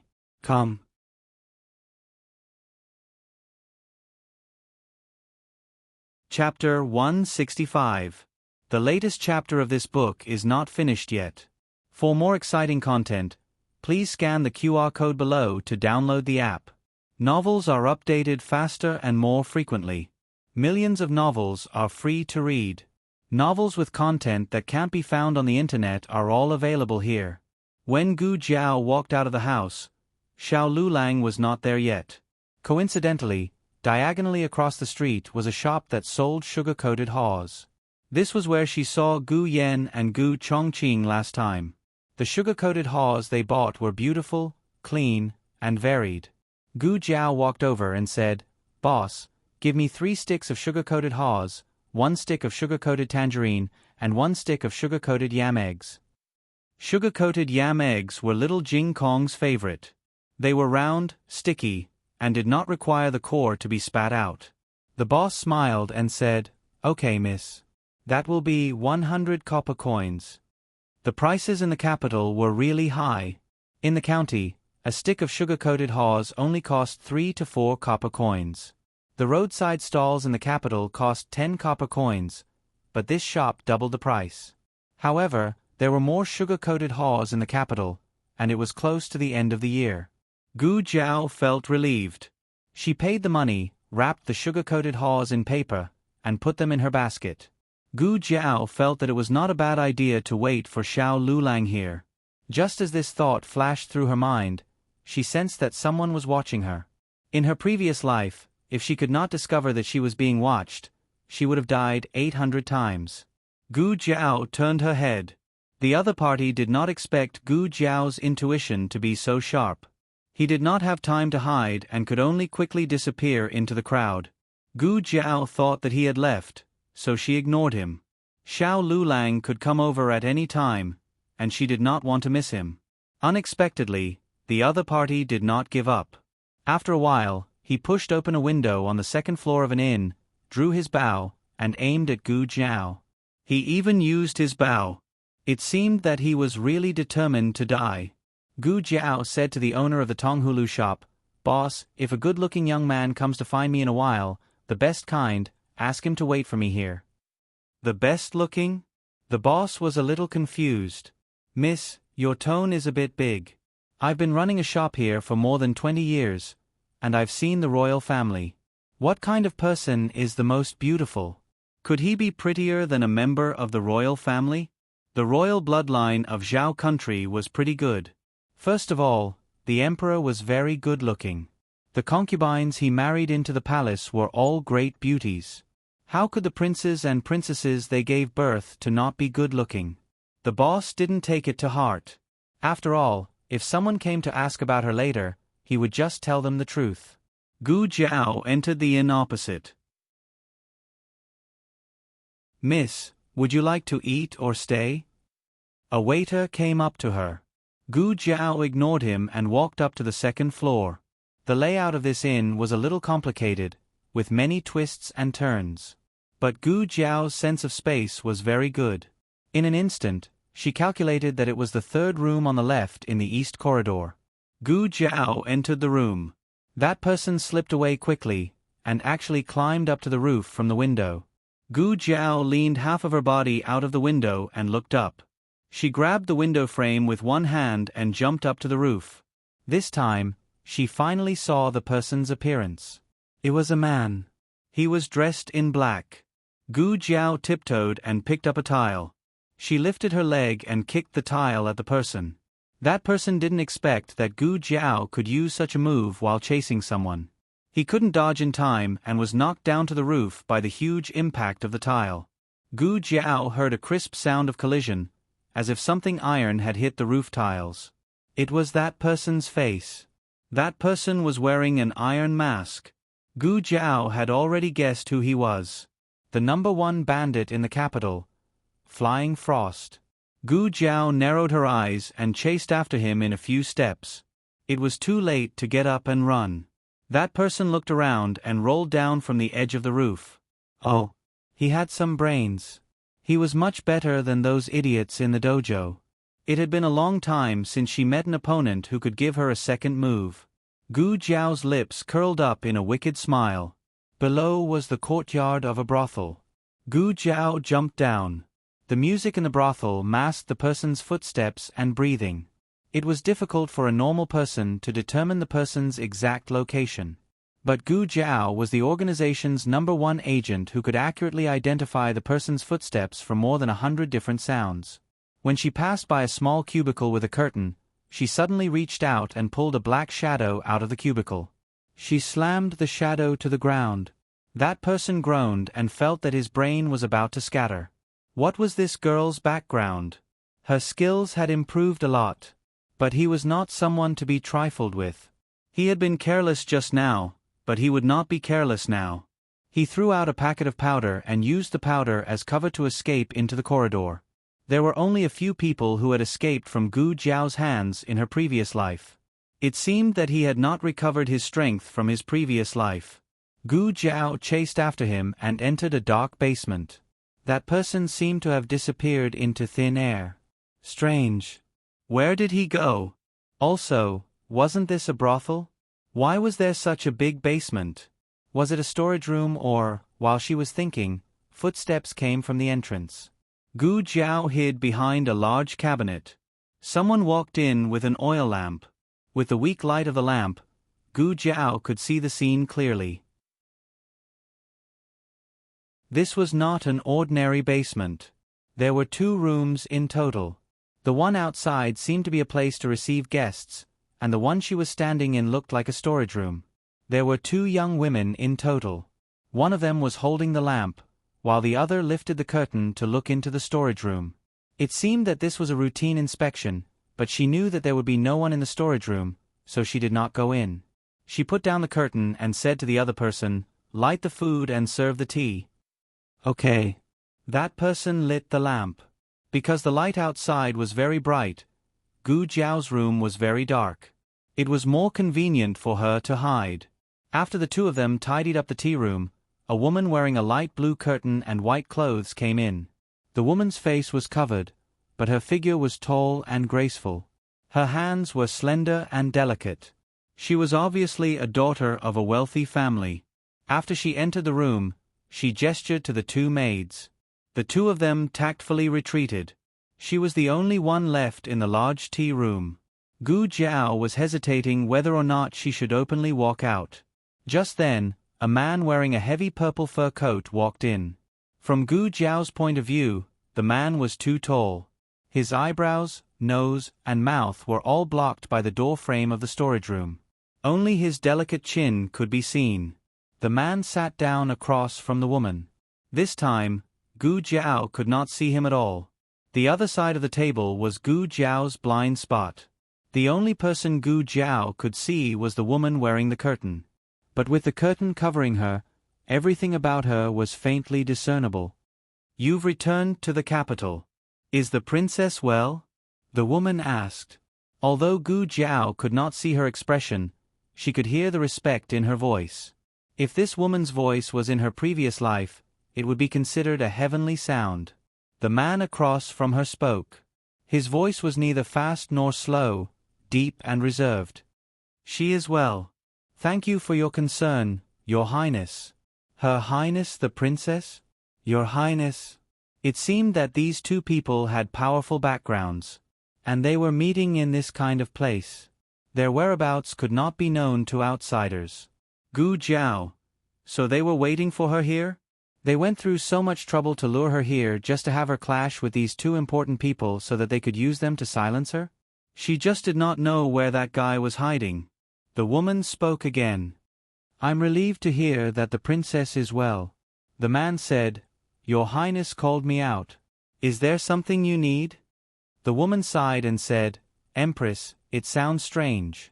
You should call me Lin Lang like before." The man said, "This subject does not dare." Gu Jiao thought. Although he said that he did not dare, his aura was clearly higher than the sky and wider than the sea. The woman did not continue to force him. Instead, she pushed a bundle on the table in front of the man. "Actually, it's nothing much. It's just that New Year's Eve is approaching. With my current status, it's not convenient for me to pay respects to him. Please help me burn these joss paper and incense sticks for him." "Your Highness is too kind." The man's voice was emotionless. The woman looked at him. "Do you blame me?" The man said, "Your Highness worries too much." The woman said sadly, "I'm very sorry that I couldn't call you father as I wished in this life. However, in my heart, you are the same as my father. In fact, I respect you even more." The man said, "Your Highness is too serious." She was most afraid of the atmosphere suddenly becoming awkward. The man did not seem to like to talk, so when the woman did not speak, the room became quiet. Suddenly, the woman lowered her head and coughed a few times. The man finally took the initiative to speak. "Your Highness, are you feeling unwell?" The woman shook her head. "It's nothing. It's just a cold." The man said, "Your Highness must take care of your body." The woman nodded. "I will." Gu Jiao could still hear the man's concern for the woman. "Speaking of the body, I thought of something," the woman said thoughtfully. Ever since His Majesty and the first prince returned from their southern tour, they never set foot in the imperial harem again. I heard that during their southern tour, they encountered an immortal Taoist priest. That Taoist priest taught His Majesty the art of immortality. He requested His Majesty to burn incense and pray every day and not approach women for 2 years. Even Imperial Mother has not seen His Majesty for a long time. The man said, "Your Highness means," the woman said, "I suspect that the Taoist priest was arranged by the first prince. This southern tour is not simple." The man said, "I understand. I will send someone to investigate that Taoist priest. It's getting late. If there's nothing else, this subject will take his leave." The woman stood up and bowed to the man like a junior. The man returned the courtesy of a subject. After that, the man left the underground tea room. The woman sat in the tea room for a while and planned to leave. However, at this moment, something unexpected happened. With a loud bang, the entire basement's roof cracked open and collapsed. Crown Princess. Accompanied by the screams of the maids on the ground, the Crown Princess was buried under the ruins. And buried with her was Gu Jiao, who was in the storage room. Digression, there's one more chapter, 8 o'clock. The latest chapter of this book is not finished yet. For more exciting content, please scan the QR code below to download the app. Novels are updated at a faster rate. Millions of novels are free to read. Novels with connotations that can't be found online are all available here. https://www.zhbqg.com/89642_896422826/1143266937 HTML genius memorized this site's address in 1 second. www.zhhbqg.com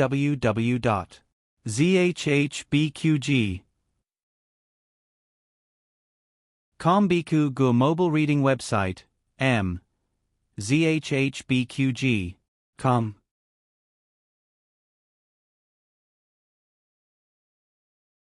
Chapter 166. The latest chapter of this book is not finished yet. For more exciting content, please scan the QR code below to download the app. Novels are updated faster and more frequently. Millions of novels are free to read. Novels with content that cannot be found online are all available here. Thank you, Brother Xiao. I can finally have a good new year. I'll look for you next time. A supervisor of the Imperial College sent Xiao Lulang out of the residence. This person was Feng Lin's classmate. He was 1 year younger than Xiao Lulang and had gotten in through the back door. His literary talent was not very good. But during the holidays, there were many relatives at home, so they would always call him over. With Xiao Liulong's poems, he was not afraid that he would not be able to answer. Xiao Lulang wrote the poems according to his standards. They were not too exaggerated, nor were they too cheap. Wait a moment. Xiao Lulang did not let the other party send him off. He left the residence by himself. The sky was gloomy and seemed to be colder than before. Xiao Lulang sat in the carriage and went to the house where Gu Jiao was visiting. When the woman saw him, she said to him, "That person has already left." She said she was going to buy candied haws across the street. As she spoke, she pointed at the sugar shop diagonally across the street. This was an old sugar shop. It was opened by people from Jiangnan. The business in the capital was unexpectedly good. Xiao Lulang often came here when he was young, but at that time, their family did not sell candied haws. When Xiao Lulang arrived at the shop, he found that the boss had changed. The original boss was old and enjoyed a comfortable life in the backyard. Now, the one who came out to do business was his son. "Boss." Xiao Lulang greeted him. Just as he was about to ask if Gu Jiao had come, he heard the other party shout, "Are you looking for someone?" Xiao Lulang was slightly startled. Was it written on his face that he was looking for someone? The boss hadn't taken Gu Jiao's words to heart, but when he saw Xiao Lulang, he couldn't help but think of Gu Jiao's words, "If a good-looking young man comes to find me in a while, the best-looking kind, ask him to wait for me here." To put it in an arrogant way, this was what the scholars meant when they said, "A stranger like Jade, a young master unparalleled in the world." It was indeed too beautiful. He was so good-looking that people felt that this person should only exist in the heavens. "How do you know?" Xiao Lulang asked. The boss chuckled and told him what Gu Jiao had said. Best-looking? Was that what she said about herself? Xiao Liulong's lips curled into a smile that even he himself didn't notice. After a while, he looked at the boss and asked, "Did she say what she was going to do?" The boss shook his head. "He didn't say that." "How long have they been gone?" Xiao Lulang asked. The boss thought for a bit. "It's been a while. My candied haws are almost sold out." Xiao Liulong's brows slightly knit. The two of them had known each other for so long, but she had never made him wait. Xiao Lulang couldn't think of where she would go or what she would be doing. Why wouldn't she come back at this late hour? There was a faint trace of uneasiness in his heart. He looked at the boss. "Did you see which direction she went?" The boss pointed. "It seems to be that inn."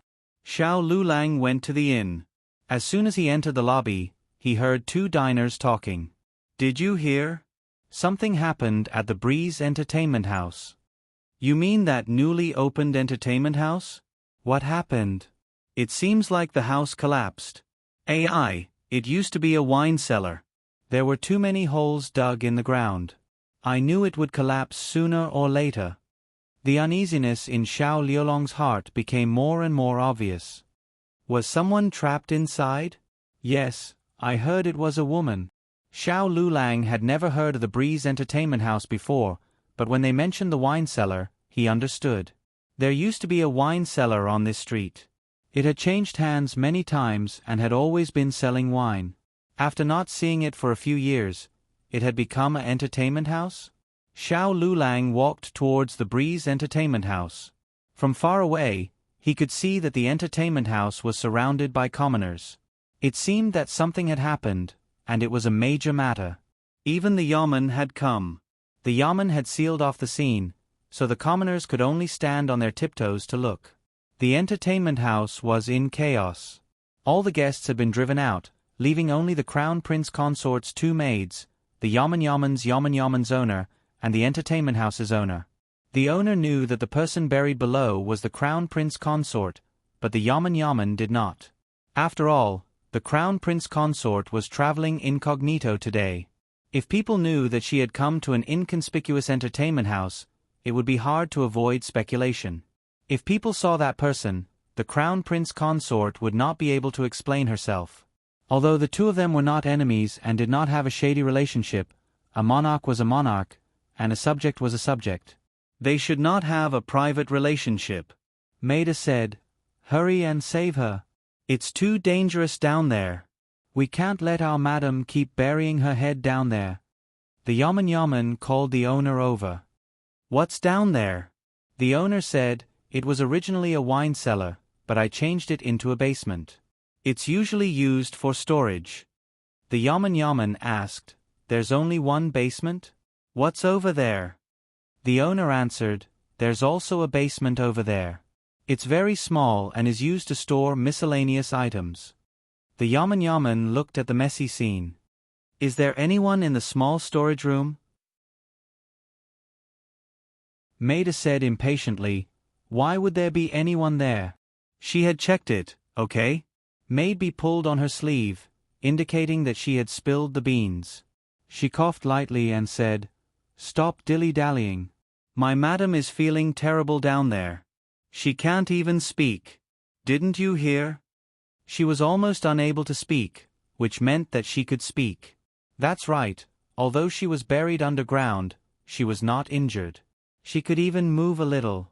Gu Jiao's situation in the small storage room was much worse than hers. There were 2 stone slabs that formed a horn sandwiching her in the middle. The large stone slab was on top of the horn.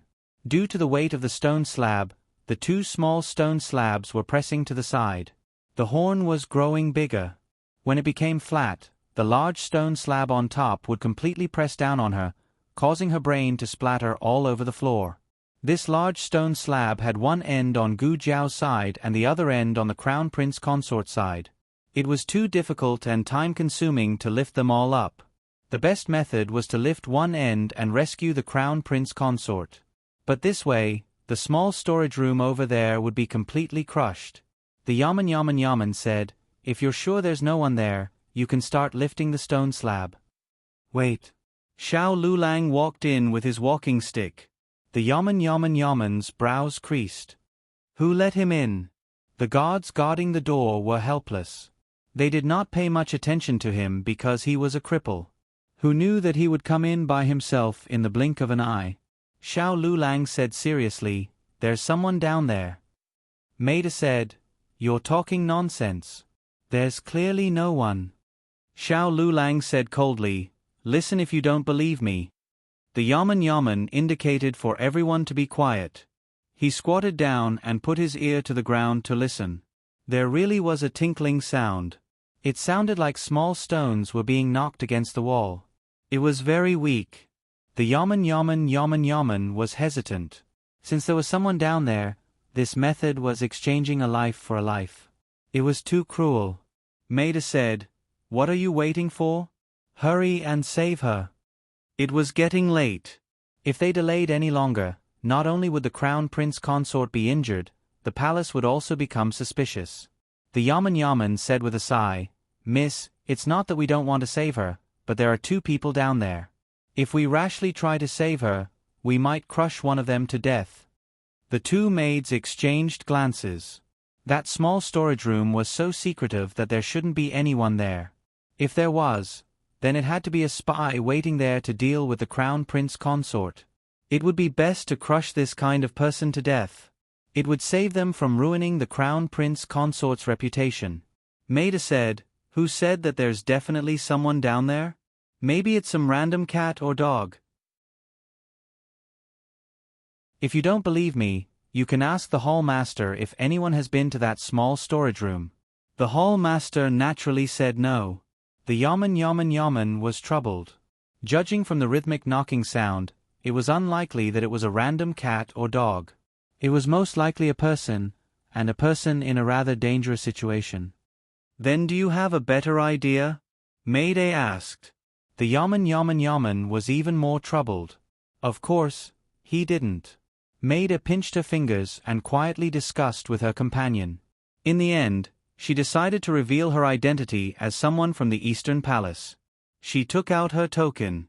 When the yaman saw the Eastern Palace token, he was so frightened that he fell to his knees. Mayday said, "I'll tell you the truth. The person down there is someone from the Eastern Palace. If you dare to let anything happen to her in your hands, I promise you that the Crown Prince will have all of you buried with her." From her tone, the other party's status in the Eastern Palace was not low. She could be a favored concubine, or a lover, or even, the yaman didn't dare to think any further. One was the young mistress of the Eastern Palace, the other was a commoner. It went without saying who should be saved. The yaman ordered people to prepare a rope to hang the Crown Prince consort from the stone slab. Xiao Liulong's eyes turned cold. "What do you want to do? Do you not care about the other person's life or death?" In reality, he wasn't sure if the person down there was Gu Jiao. What if it was? He didn't dare to gamble on that. What if?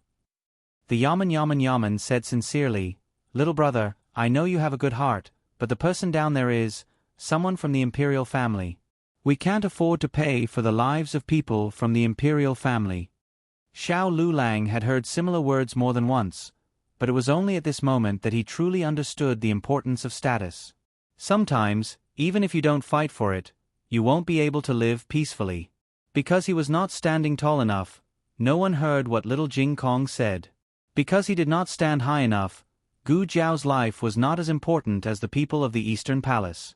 Xiao Lulang clenched his fists bit by bit. His eyes turned red, and his heart turned cold. The other side had already tied the rope and was ready to lift the stone slab. Xiao Lulang suddenly threw away his walking stick, jumped, and slid down through the gap between the stone slabs. The officer was shocked. "What are you doing?" "You're crazy. It was very dangerous down there. Get up here." "Stop, stop, stop, stop." The yaman runners who were carrying the stone slabs stopped. Mayday was furious. "What are you stopping for? Who told you to stop? He was courting death. Why do you care about him? Didn't he know it was dangerous?" They were in cahoots. They wanted to murder the Crown Prince's people. Are you all in cahoots with them? With such a big accusation, who would care about the life and death of two ordinary people? However, Xiao Lulang turned his head to glance at the officers through the gap and said coldly. Everyone froze. On the busy street, a seemingly inconspicuous carriage was moving at a leisurely pace. Marquis Xian Ping and Steward Lu were sitting in the carriage. Steward Lu had just met the Marquis and got into his carriage. Marquis Xian Ping said lightly, "How's it going?" Steward Lu smiled guiltily. When he left the capital, he had boasted that he would bring the illegitimate child back for the new year. Now, it was New Year's Eve, but the illegitimate child did not even want to admit his identity. Marquis Xian Ping said carelessly, "Just tell me if you failed." Steward Lu said embarrassedly, "I know who he is, but the young master may be brooding about what happened in the past, so he doesn't want to come back." "Yes." Marquis Xian Ping said lightly, and no one could tell whether he was happy or angry. "If he doesn't want to come back, then forget it." Marquis Xian Ping did not like to force people to do things. Steward Lu broke out in cold sweat. Good, he was not punished. Marquis Xian Ping usually did not punish servants. People who first came to the residence would think that this Marquis was different from the rumors. He was very lenient and did not get angry with servants. That was because the people who made the Marquis angry were all dead. The people who survived had not angered the Marquis. The Marquis was actually a bit temperamental. He could be talking and laughing with people 1 second, and the next second, he would chop them up with a knife. Of course, the Marquis was very lenient in most things. After all, if he did not have that tolerance, he would not be in his current position. Marquis. A personal guard came over on horseback. Marquis Xian Ping looked up. Steward Lu understood and had the carriage stop. Marquis Xian Ping opened the curtain. What is it? Something happened to the Crown Princess. Not long after you left, the basement of the brothel collapsed. The Crown Princess was buried below. In addition, there was another person buried in the storage room. There was someone in the storage room. This was a very important piece of information. It meant that the meeting between Marquis Xian Ping and the Crown Princess was likely to have been discovered by the other party. Marquis Xian Ping's expression did not change. Steward Lu, on the other hand, became worried. The personal guard continued. The two people were pressed down by the same large stone slab. The officials could not lift them and could only choose to lift the stone slab. To save one, they would have to crush the other. The Crown Princess's maid revealed her identity as the Eastern Palace. The officials decided to save the Crown Princess. At this time, a scholar jumped down and said to the officials. At this point, the personal guard glanced at Marquis Xian Ping and hesitated. Marquis Xian Ping said indifferently, "What? This matter is related to this Marquis?" The personal guard said embarrassedly, "That scholar said that the other person buried underground was you, Marquis." Digression, it's the end of the month. Don't waste your monthly votes. We will continue tomorrow. The latest chapter of this book is not finished. For more exciting content, please scan the QR code below to download the app. Novels are updated even faster. Millions of novels are free to read. Novels with connotations that can't be found online are all available here. https://www.zhbqg.com/89642_896426480. HTML Genius memorized this website's address in a second. www.zhbqg.com Biku Pavilion's mobile reading website, zhbqg.com.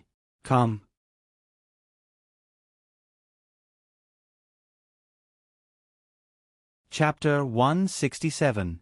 The latest chapter of this book is not finished yet. For more exciting content, please scan the QR code below to download the app. Novels are updated even faster. Millions of novels are free to read. Novels with connotations that can't be found online are all available here. The officials don't dare to move now. They sent someone to our residence to verify with you. Steward Lu was dumbfounded. Did this scammer run into Marquis Xian Ping? Which student was so daring? He actually cursed Marquis Xian Ping to be buried under the ground? Wasn't he afraid that Marquis Xian Ping would kill his entire family? The last person who dared to use Marquis Xian Ping's name to swindle people was already 2 meters tall in his grave. Marquis Xian Ping sneered. Interesting, interesting. Chong Jing. A guard in black rode over. Marquis Xian Ping said, "Go save people." Steward Lu was puzzled. Marquis, who are you saving? Marquis Xian Ping couldn't help but laugh. Isn't this Marquis buried under the ruins? Why aren't you saving me? Chong Jing solemnly replied, "Yes." Marquis Xian Ping said, "Take a look at who that kid is." Chong Jing led 3 guards in the direction of the brothel. Steward Lu didn't quite understand his Marquis's actions. You're worried that the Crown Princess won't be able to hold on for long, so you're hurriedly sending them to save people, right? Chong Jing was the Marquis's guard with the highest martial arts skills.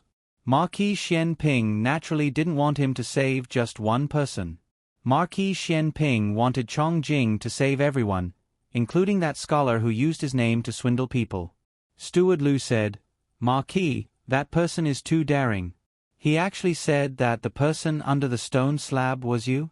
Oh, Is he cursing you to never be able to turn over? Marquis Xian Ping sneered. Am I someone who can't turn over after being cursed? Those old men in the imperial court, 11 out of 10 of them want me to die. Steward Lu said, Ah, it's not that exaggerated. Just 7 or 8 or 9 people. The main reason was that Marquis Xian Ping was too arrogant in the imperial court. He relied on His Majesty's high regard and never restrained his edge. He even openly offered bribes. When the memorial was submitted to His Majesty only reprimanded him. After all, Marquis Xian Ping was a meritorious minister of Zhao country. He was the one who won the battle with Chen country a few years ago. He was the one who turned the situation of Zhao country into a hostage and turned Chen country into a prisoner. There was still a hostage of the Chen state living in the palace. Now they were paying back twice as much to the hostage as the Chen kingdom had treated Prince En, but on one hand, they wish for this marquis to die, but on the other hand, they can only pretend to be obedient in front of this marquis. Marquis Xian Ping looked at the endless stream of people. These days, there aren't many people who dare to openly offend this marquis. This marquis is as lonely as the snow, Steward Lu, but if news of your meeting with the Crown Prince Consort spreads. This was what Steward Lu was most worried about. Marquis Xian Ping said arrogantly, being cautious is my choice, not a necessity. Chong Jing arrived at the brothel with her guards. The bailiffs guarding the place didn't recognize them, but they couldn't stop them at all. Before anyone realized what was going on, Chong Jing's group of 4 each took out a shimmering iron chain and wrapped it around the 2 ends of the large stone slab. At the same time, the 4 people jumped into the air and used their strength to lift the stone slab that weighed over 1,000 kilograms. The bailiff's eyes almost popped out of their sockets. Oh my God, where did these experts come from? Chong Jing's group of 4 placed the stone slab in a safe space and then started to clean up the collapsed area. It was very easy for a second collapse to occur here, so Chong Jing's group was very careful. On the other side, Xiao Lulang also passed through layers of obstacles and climbed to Gu Jiao's side. Gu Jiao's situation wasn't good. The stone slab above her head was too heavy. It pressed down on the 2 stone slabs that formed the horns, making it hard for her to breathe. Xiao Lulang heard that familiar breathing sound and his heart tightened. Jiao Jiao, is that you? Jiao Jiao. It was very nice to hear. Gu Jiao couldn't say anything. Xiao Lulang didn't dare to move the stone slab carelessly. He touched her sleeve in the darkness and grabbed her hand. Don't be afraid. I'm not afraid. Gu Jiao held his hand back. She was lying under the stone slab. He was kneeling outside the stone slab, holding her hand the entire time. In the darkness, someone was holding her hand. This feeling wasn't bad at all. After an unknown amount of time, the large stone slab above her head was finally moved away and a dazzling light shined down. Xiao Lulang found the right angle. He held the small stone slab on the left with one hand and moved the stone slab on the right with the other. Gu Jiao was finally able to breathe smoothly. She began to gasp for air. Seeing her gasping for air, Xiao Liulong's heart, which was in his throat, finally settled down. Chong Jing and the others quickly removed the obstacles. Xiao Lulang helped Gu Jiao up and planned to take her away. However, she suddenly turned her head and looked at the collapsed wall behind her. She gasped and said, "Wait, there's another person." Because of Chong Jing and the others' intervention, the injured were quickly rescued. There were 2 girls and 2 men. One of the men was the scholar who shouted that Marquis Xian Ping was crushed. The other man who was rescued had already been dirted by the ruins. Therefore, the officers and the bailiffs weren't sure whether he was Marquis Xian Ping or not. In short, it was quite confusing. The officers wanted to record their statements, but in the end, all the parties involved had left. The terrifying masters were also gone. The officers were speechless. What kind of day was this? When Fei Shuang woke up, he was lying on a clean and soft bed. The light in the room was very dim, but there was a faint medicinal fragrance. After feeling dizzy for a while, he was sure that he wasn't dreaming. A trace of vigilance flashed through his eyes. He quickly searched for the hidden weapons on his body, but he found that none of them were left. His body was empty, and even his clothes had been cut apart by someone. He moved his body, and a tearing pain came from the left side of his abdomen. He gasped. He looked down and saw that his abdomen was wrapped in a circle of gauze. Medicine was applied to the wound. The medicinal fragrance came from there. He touched his face again. The mask was still there. Creak. The door was pushed open. He frowned warily, his whole body on the alert. The second boss walked in and looked at the bed. He raised his eyebrows and said, "Oh, you're awake? You woke up quickly. That's good. Drink the medicine. Xiao Sanzi, go get the medicine." The servant, who was originally called Xiao Liuzi but was forcibly changed by Gu Jiao to Xiao Sanzi, went to get the medicine. The medicine was already boiled and kept warm on the stove. "Here you go, second boss." Xiao Sanzi walked into the room with a bowl of steaming medicine. The second boss pointed at the cabinet at the head of the bed. "Just put it there. You can go out." "Okay." Xiao Sanzi put down the bowl of medicine and went out. He closed the door on his way out. The second boss sat down on the stool opposite the bed. He put one hand on the table and looked at him leisurely. "Why? Do you want me to feed you?" Fei Shuang looked at the medicine on the short cabinet and did not immediately take it. The second boss sighed. "Don't worry. There's no poison. I won't ruin my own reputation." Fei Shuang looked at him cautiously. "Who are you? Where is this?" The second boss said, "This is the Miracle Hall. I'm the second boss of the Miracle Hall. Next door is the girls' school." The Miracle Hall was newly opened and was not well known. The second boss would ride on the girls' school's popularity from time to time. When the girls' school was mentioned, Fei Shuang understood. He thought for a moment and said, "Why am I here?" If he remembered correctly, he was crushed under the ruins of the brothel. He also heard the officials and maids say that to save the crown princess, they sacrificed the people in the storage room. After that, he fainted. He thought that he was going to die. The second boss said proudly, "Of course, it was my Xiao Gu who saved you." Because of their deep cooperation, calling her Miss Gu was too distant, but calling her little sister Gu was too cheap.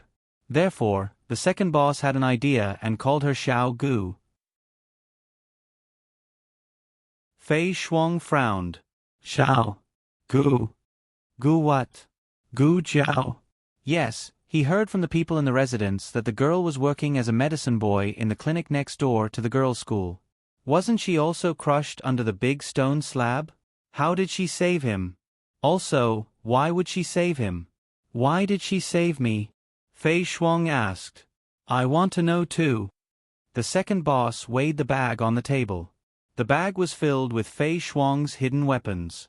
"There are so many hidden weapons on you. I can tell that they're not anything good." Fei Shuang did not deny it. He was indeed not a good person. If he was, he would not be the #1 thief in the capital. So why did she save him? Regardless of whether she knew his identity or not, he had schemed against her today. He was the one who lured her to the basement of Qing Feng Pleasure House and let her discover the secret of the Crown Princess. However, he did not expect that the pleasure house would collapse. He was hiding in the dark wall of the storage room and was also crushed under the ruins. He did not expect that she actually guessed that he did not leave the storage room and even saved him in the end. Did she not know that he had schemed against her? No, if she could guess that he did not leave the storage room, how stupid could she be? Fei Shuang hesitated. "My injury was also caused by her." The second boss laughed. "Forget it. You're not qualified for my Xiao Gu to treat your injury. It was Dr. Song who treated you. He was also the one who stitched up the wound. It was the first time Dr. Song stitched up someone." Gu Jiao strongly encouraged him. Since the person was unconscious, he could do whatever he wanted. In the end, Dr. Song made a mistake the first time. He quickly took it apart and stitched it up again. The stitching was quite ugly. Cough. The second boss did not reveal this to the patient. The second boss waved his hand and walked over to pick up the medicine. "All right, don't think about it. I've already asked Xiao Gu for you. Fei Shuang took the medicine in a daze. Ask? About what? The second boss said, ask her why she saved you? Does she know you or does she like you? Fei Shuang choked. What nonsense are you talking about? The second boss reminded him. You know that I'm talking nonsense. I'm warning you, don't have any improper thoughts about her just because my Xiao Gu saved you. She's not someone you can climb up to. Fei Shuang sneered. Climb up to that girl? He would never do that in his life. Fei Shuang looked at the second boss coldly. Why did she save me? The second boss recalled. I asked her why she saved you. She looked at you and said 2 words. Fei Shuang asked, what? The second boss said, you can take a beating. Fei Shuang was speechless. The sky gradually darkened, and the lanterns in the mansion were gradually lit. Gu Chunlin sat in the corridor and looked at the door. The servant beside him advised, Third young master, it's windy outside. You should go in first. Gu Chunlin said stubbornly, no, I want to wait for second brother. The servant sighed. I'll wait. Please go in and have a seat. I'll call you when second young master returns. Gu Chunlin was unwilling. He was the little tyrant of the mansion. Other than the old duke and crown prince Gu Chongqing, no one could really control him. The servant had no choice but to get a cloak for his young master. Quickly go to the door and see if second brother is back or not. Gu Chunlin urged. Yes, yes, yes, yes. I'll go now. The servant shook his head. He had lost count of how many times he had run to the door. What could he do? He was in despair too. Fortunately, he did not let the servant fail this time. He had just walked out of the courtyard when he saw second young master Gu Changfeng. He bowed excitedly and said, Second young master, you're finally back. Third young master has been waiting for you the whole afternoon. Understood.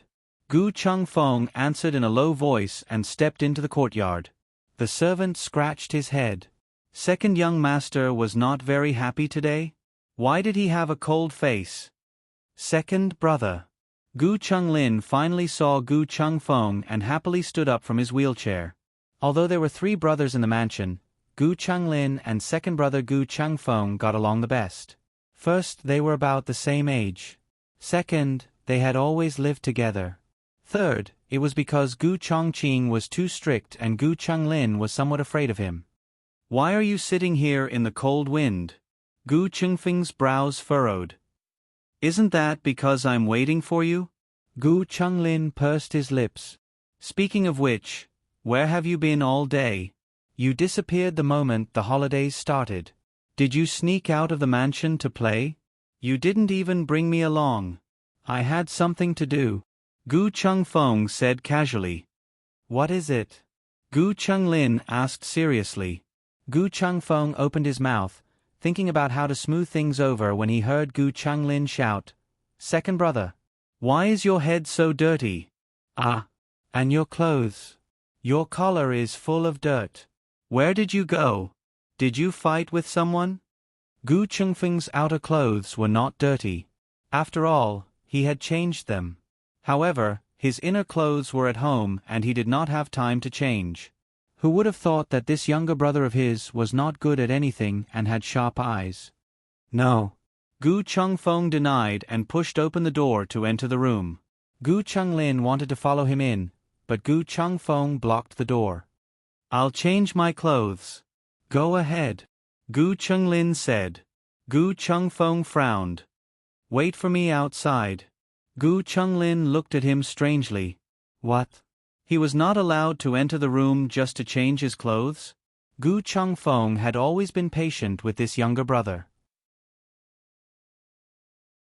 However, today his mind was in a mess and he was injured. He really did not have the strength to argue with him. He closed the door and bolted it. Gu Chunlin was stunned. What are you doing? Bolting the door. After Gu Chengfeng entered the room, he could no longer support himself. He supported himself on the table with one hand and covered his chest with the other. The effects of the anesthetic had worn off. Intense pain came from his abdomen. What kind of quack stitched him up? Why was it so painful? Hiss. He sucked in a cold breath.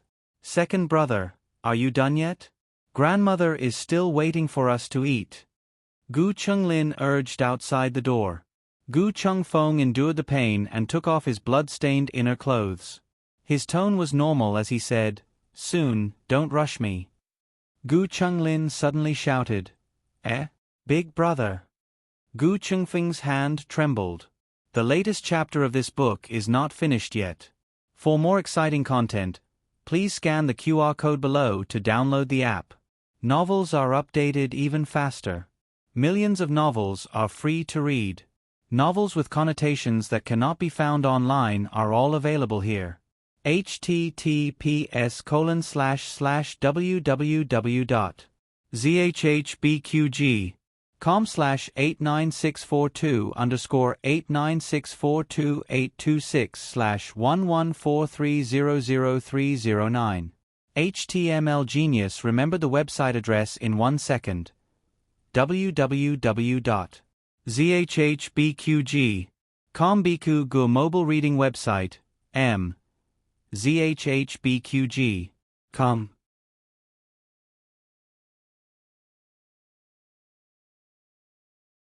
Chapter 168. The latest chapter of this book is not finished yet. For more exciting content, please scan the QR code below to download the app. The novel is more complete and updated faster. Millions of novels are free to read. There are all kinds of novels that can't be found online. Gu Chongqing came to the door, looked at the closed door, and then looked at Gu Chunglin. "What's wrong?" Gu Chunglin said, "Oh, I'm waiting for second brother to go to grandmother's place for dinner. Second brother is changing his clothes." Gu Chongqing said calmly, "I'm going to the Ling family tomorrow morning. You guys should get ready." "Got it." Gu Chunglin replied. Gu Chongqing looked at the closed door again. "Chengfeng, are you okay?" Gu Chungfeng gritted his teeth and put on his clothes. "I'm fine." "Big brother, are you going to grandmother's place for dinner tonight?" Gu Chongqing said, "I'm going to the military camp. I won't be coming back tonight." "Are you coming back on New Year's Eve?" Gu Chungfeng asked. The day after tomorrow was New Year's Eve. Gu Chongqing paused and said, "I should be back." Gu Chungfeng waited quietly in the room. After making sure that Gu Chongqing's footsteps were far away, he threw the blood-stained clothes into the charcoal basin and burned them. Clear Water Alley. Gu Jiao also came home. There were many scratches and bruises on her body. She couldn't hide it at all, so she had to tell the truth about what happened to her. "The brothel collapsed and I was crushed under it." She didn't say that she was in the underground storage room. Even if she was on the ground, there was a possibility that she fell from the crack and got crushed. "Jiao Jiao, why did you go to the brothel?" Little Jing Kong asked with wide eyes. His big eyes were full of worry and sadness. Gu Jiao patted his little bald head. "I was just looking around. It's a pity that the sugar-coated haws I bought for you guys are gone." The basket was crushed. Little Jing Kong plunged into Gu Jiao's arms and said sadly, "I don't want sugar-coated haws. I just want Jiao Jiao." Gu Jiao leaned against the head of the bed and looked at the little guy who was scared in her arms. "Is this the feeling of being needed?" "I'm fine." She looked at everyone's worried eyes and smiled. "I'm really fine." This injury was nothing to her. But in the eyes of her family, she was seriously injured and was not even allowed to get out of bed. The old lady asked Gu Jiao to stay in bed and rest. She didn't want her to worry about any of the household chores. "It's just cooking." The whole family sat in the main room, looking at each other.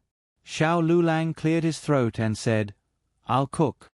The entire family, "You're not allowed to go." Didn't she know how bad her cooking was? The old madam had never done any household chores. Gu Yen and little Jing Kong did not know how to cook either. The only one left was Gu Xiaoshun, but his cooking skills were only slightly better than Xiao Liolong's. At this moment, the old lady missed Xue Ningxiang dearly. Xiangxiang's cooking was delicious. Little Jing Kong, +1. Gu Xiaoshan, +1. Gu Yen, +1. Xiao Lulang. Finally, the old lady sighed and went next door. The old chancellor was writing couplets in the room when the door was kicked open. The old chancellor trembled in fear. I don't have any money left. The old lady put the kitchen knife on his table. Cook. The old chancellor. A quarter of an hour later, the old chancellor appeared in the kitchen next door with a black face. The chancellor of a country had actually fallen to the point of being a cook for his old enemy? Forget it, he just couldn't bear to see his beloved disciple and little benefactor go without food. He didn't compromise with the demon empress. But why were the vegetables so green today? Garlic sprouts, celery, cabbage, mung bean sprouts. The old chancellor chopped on the chopping board with a kitchen knife while saying silently in his heart, Don't worry, the former emperor, I will never let your head be green. Granduncle! Little Jing Kong shouted in the courtyard. The old chancellor put down the kitchen knife. Coming! The former emperor who almost couldn't hold back his coffin. The old chancellor made 6 dishes and 1 soup, which was more luxurious than Gu Jiao's cooking. Little Jing Kong couldn't eat meat, so he made Little Jing Kong besieging Wei to save Zhao, tofu bun with vegetarian meat, taking Chen Song with wisdom, sesame mung bean soup, brocade plan, fried tofu bun, and tripod stand, mixed vegetables. Little Jing Kong ate heartily. Even the most annoying carrot wasn't left. He didn't eat vegetables, but knowledge. Only he had knowledge. Little Jing Kong shook his head proudly. The old chancellor not only named the dishes well, but the taste was also really good. The old lady pondered. I might have taken a fancy to your cooking back then. The old chancellor panicked. No, we didn't. The old chancellor also made a tonic soup for Gu Jiao. Xiao Lulang sent the tonic soup and food to Gu Jiao. Gu Jiao sat on the bed and looked at him with bright eyes. Xiao Lulang was dazed by her undisguised gaze. He lowered his eyes and put the food on the table, then moved the small desk he usually used to do his homework on the bed. He put the table in front of her and set the bowls, chopsticks, and soup. Because she needed to recover, her diet was very bland. Xiao Lulang looked at the colorless dishes on the table, paused, and said, If you really can't get used to it, I'll bring you some pickled vegetables. Gu Jiao didn't say anything, just opened her eyes wide and looked at him. What's wrong? Xiao Lulang asked. Gu Jiao said, Aren't you afraid?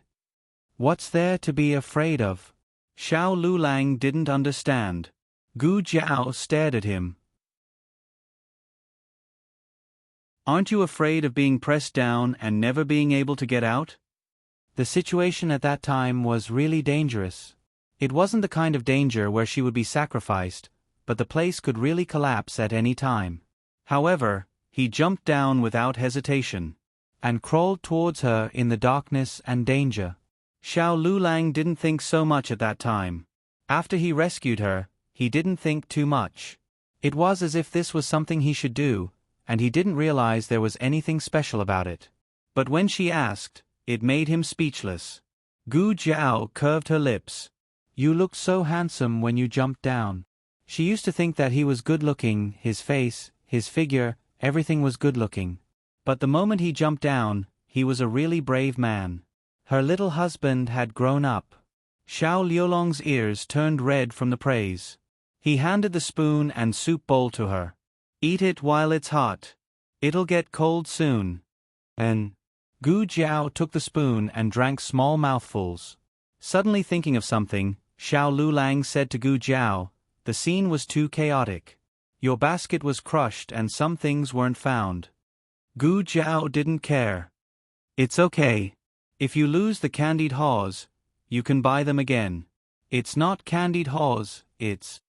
Xiao Lulang was halfway through his words when he saw the small medicine box beside her. He made a sound and frowned in confusion. Perhaps he had remembered wrongly. Marquis. Chongjing returned to the manor. Why did it take so long? Was it difficult to save people? Marquis Xian Ping was having Steward Lu play chess with him. Steward Lu played the game and he played 2 people by himself. Chong Jing said, "It's not difficult to save people, but it's difficult to find out their identities." Those people left as soon as they were rescued. The yamen couldn't record their statements even if they wanted to. However, the yamen was the yamen and Chong Jing was Chong Jing. A commoner who was watching the show happened to see Xiao Lulang. He was the one who sold tea eggs across from the Imperial College. "They're students from the Imperial College," Chong Jing said. "Their names?" Marquis Xian Ping asked. "I didn't find out." Chong Jing shook her head. The one who sold tea eggs had only seen Xiao Lulang and hadn't spoken to Xiao Lulang. Steward Lu, however, furrowed his brows thoughtfully. "Students from the Imperial College? Could it be the young master of his family? No, it's impossible. This is too deceptive. It must be someone else." For the next 2 days, Gu Jiao was recuperating at home. New Year's Eve was coming. Not only were the Academy and the Imperial College on holiday, but the shops on the street were also closing. The day before New Year's Eve, all the yamens and political departments were also on holiday. Marquis Gu happily went to his superior's library and waited to receive his results for this year's political performance evaluation. After sending so many gifts, it should be an outstanding one, right? Marquis Gu walked with the wind. Minister Zhao coldly threw the document in front of him. He picked it up and opened it. He suspected that he had read it wrong and read it carefully again. He wondered, "Lord Zhao, did you make a mistake? Did you mistake someone else's evaluation results as mine? He had sent out such valuable gifts and received a bad evaluation? If this was brought to the emperor, he would be scolded again." Minister Zhao's eyes were cold. If it wasn't for the old marquis, he would have executed this guy on the spot. He actually dared to instigate his daughter to beat up his son? How rebellious! Marquis Gu was confused. "How did I offend Lord Zhao?" Minister Zhao. "Oh, you didn't offend him. It's just that your daughter almost beat up my son to the point where he can meet his ancestors." Marquis Gu didn't know that he had been tricked by Gu Jiao again and thought that the gifts he sent weren't valuable enough. "Lord Zhao, if there's anything, we can slowly discuss it." "Discuss my ass." Minister Zhao directly swore and threw Marquis Gu out. Marquis Gu received the first bad evaluation in his official career and felt stifled and wronged. On the other side, Marquis Xian Ping also suffered his first blow after returning to the capital. Everyone knew that transporting salt was a lucrative job and mining was the same. Marquis Xian Ping's subordinates had taken down a mine with great difficulty. In the end, when they were about to start mining, there was a report that accused one of Marquis Xian Ping's retainers of improper conduct. He had abused the local people and bullied innocent women. The evidence was irrefutable and the emperor immediately dismissed that dog official. That official was recommended by Marquis Xian Ping. The current dynasty implemented the system of punishment. If the recommended official did something wrong, the recommender would also be punished. How could he be punished? He couldn't scold him like before. Thus, the emperor took back the mining rights of the mine and gave it to someone else. Marquis Xian Ping gritted his teeth. It really hurt. After the court, Marquis Xian Ping called out to the old man in front of him and said with a playful smile, "Imperial Tutor Zhuang, did you do it?" Imperial Tutor Zhuang turned around and coldly glanced at him, mocking, "If you don't want people to know, don't do it in the first place. Besides, am I the only one in the world who doesn't like Marquis Xiao? Marquis Xiao has offended too many people. It's better to go back and reflect on it." Marquis Xian Ping's hands were warm. "Why don't you dare to admit it? I can't stand scholarly people like you the most. You have the guts to do it but don't admit it." Marquis Xian Ping. Imperial Tutor Zhuang's hair stood on end from the indescribable obscenities. "This is the Imperial Palace, the throne room. Please be careful with your words." Marquis Xian Ping looked at him indifferently and walked away with a cold smile. Marquis Xian Ping got on the carriage. "What's the situation? This marquis has just returned and he's rushing to make things difficult for this marquis?" The guard said, "It seems it's because of the matter with Zhang Sai not long ago." Zhang Sai had originally been about to become the chancellor of the Imperial College. However, there was suddenly news of his misconduct and disrespect for his teachers. Furthermore, there was a bribery account book from a few years ago that circulated wildly in the Imperial College. In the end, it fell into the Emperor's hands. His Majesty temporarily put aside the matter of appointing him as the Chancellor of the Imperial College. Marquis Xian Ping narrowed his eyes. "So he thinks that this Marquis did it?" The guard was silent. "Does this Marquis need to deal with a small Sai?" Marquis Xian Ping took his hands out of the warm and picked up a snack from the table. "Chong Jing, this Marquis has been tricked." Outside the carriage, Chong Jing cupped his fists.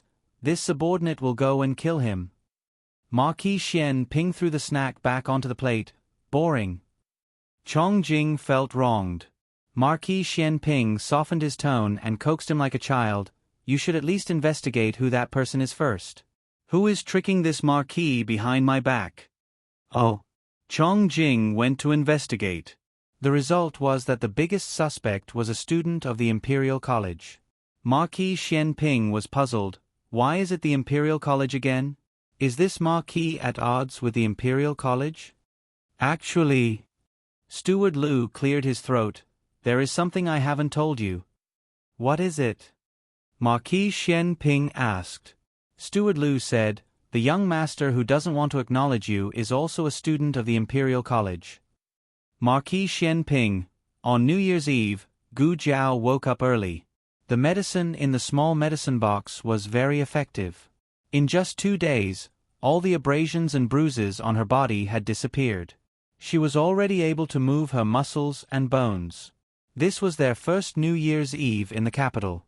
It was also the birthday of Xiao Lulang and little Jing Kong. She took it very seriously. She first went to the front yard to choose 2 thick and strong bamboos and cut them down to make firecrackers. There was no gunpowder in this dynasty. The so-called firecrackers were actually just bamboo thrown into a fire and burned. The bamboo would make crackling sounds, which was very festive. After making the firecrackers, she prepared to make breakfast. There were dumplings made by the old chancellor last night in the cupboard. There were mutton dumplings, cabbage and pork dumplings, as well as chives and corn dumplings. She cooked some of them. Little Jing Kong also had dumplings made with plum vegetables and meat. The whole family woke up one after another. Little Jing Kong was the first to come to the kitchen to look for Gu Jiao. "Jiao Jiao." Little Jing Kong hugged her legs and rubbed his head against her soft belly. Gu Jiao was amused by his rubbing. She endured the itch and said, "Go and call the young master over to eat dumplings." "Okay." Little Jing Kong was a filial child. He quickly went next door to call the old chancellor over. Not long after, Feng Lin and Lin Chengye also arrived. Gu Jiao had already informed them that they would come to Bishui Alley to celebrate the new year. Feng Lin and Lin Chengye also came. This was their first new year in the capital, so they were not used to it. Fortunately, Gu Jiao called them over. As soon as the two entered the house, they felt as if they had returned to their own home. They felt comfortable all over. Xiao Lulang heard their voices. When he was about to come out and greet them, he saw Feng Lin scurrying past him. "Jiao Nyang." "I'm coming." "Lin Chengye." "Me too, coming." Xiao Lulang, who was ignored by the two, was speechless. The latest chapter of this book is not finished yet. For more exciting content, please scan the QR code below to download the app. Novels are updated at a faster rate. Millions of novels are free to read. Novels with connotations that can't be found on the internet are all available here. https://www.zhbqg.com/89642_826/114296583. HTML Genius remembered the website address in 1 second. www.zhbqg.com Biku Gu mobile reading website, M. zhbqg. You're tuning in to the Narrate and Escape YouTube channel. Don't forget to subscribe and join us on this journey to catch the most captivating stories.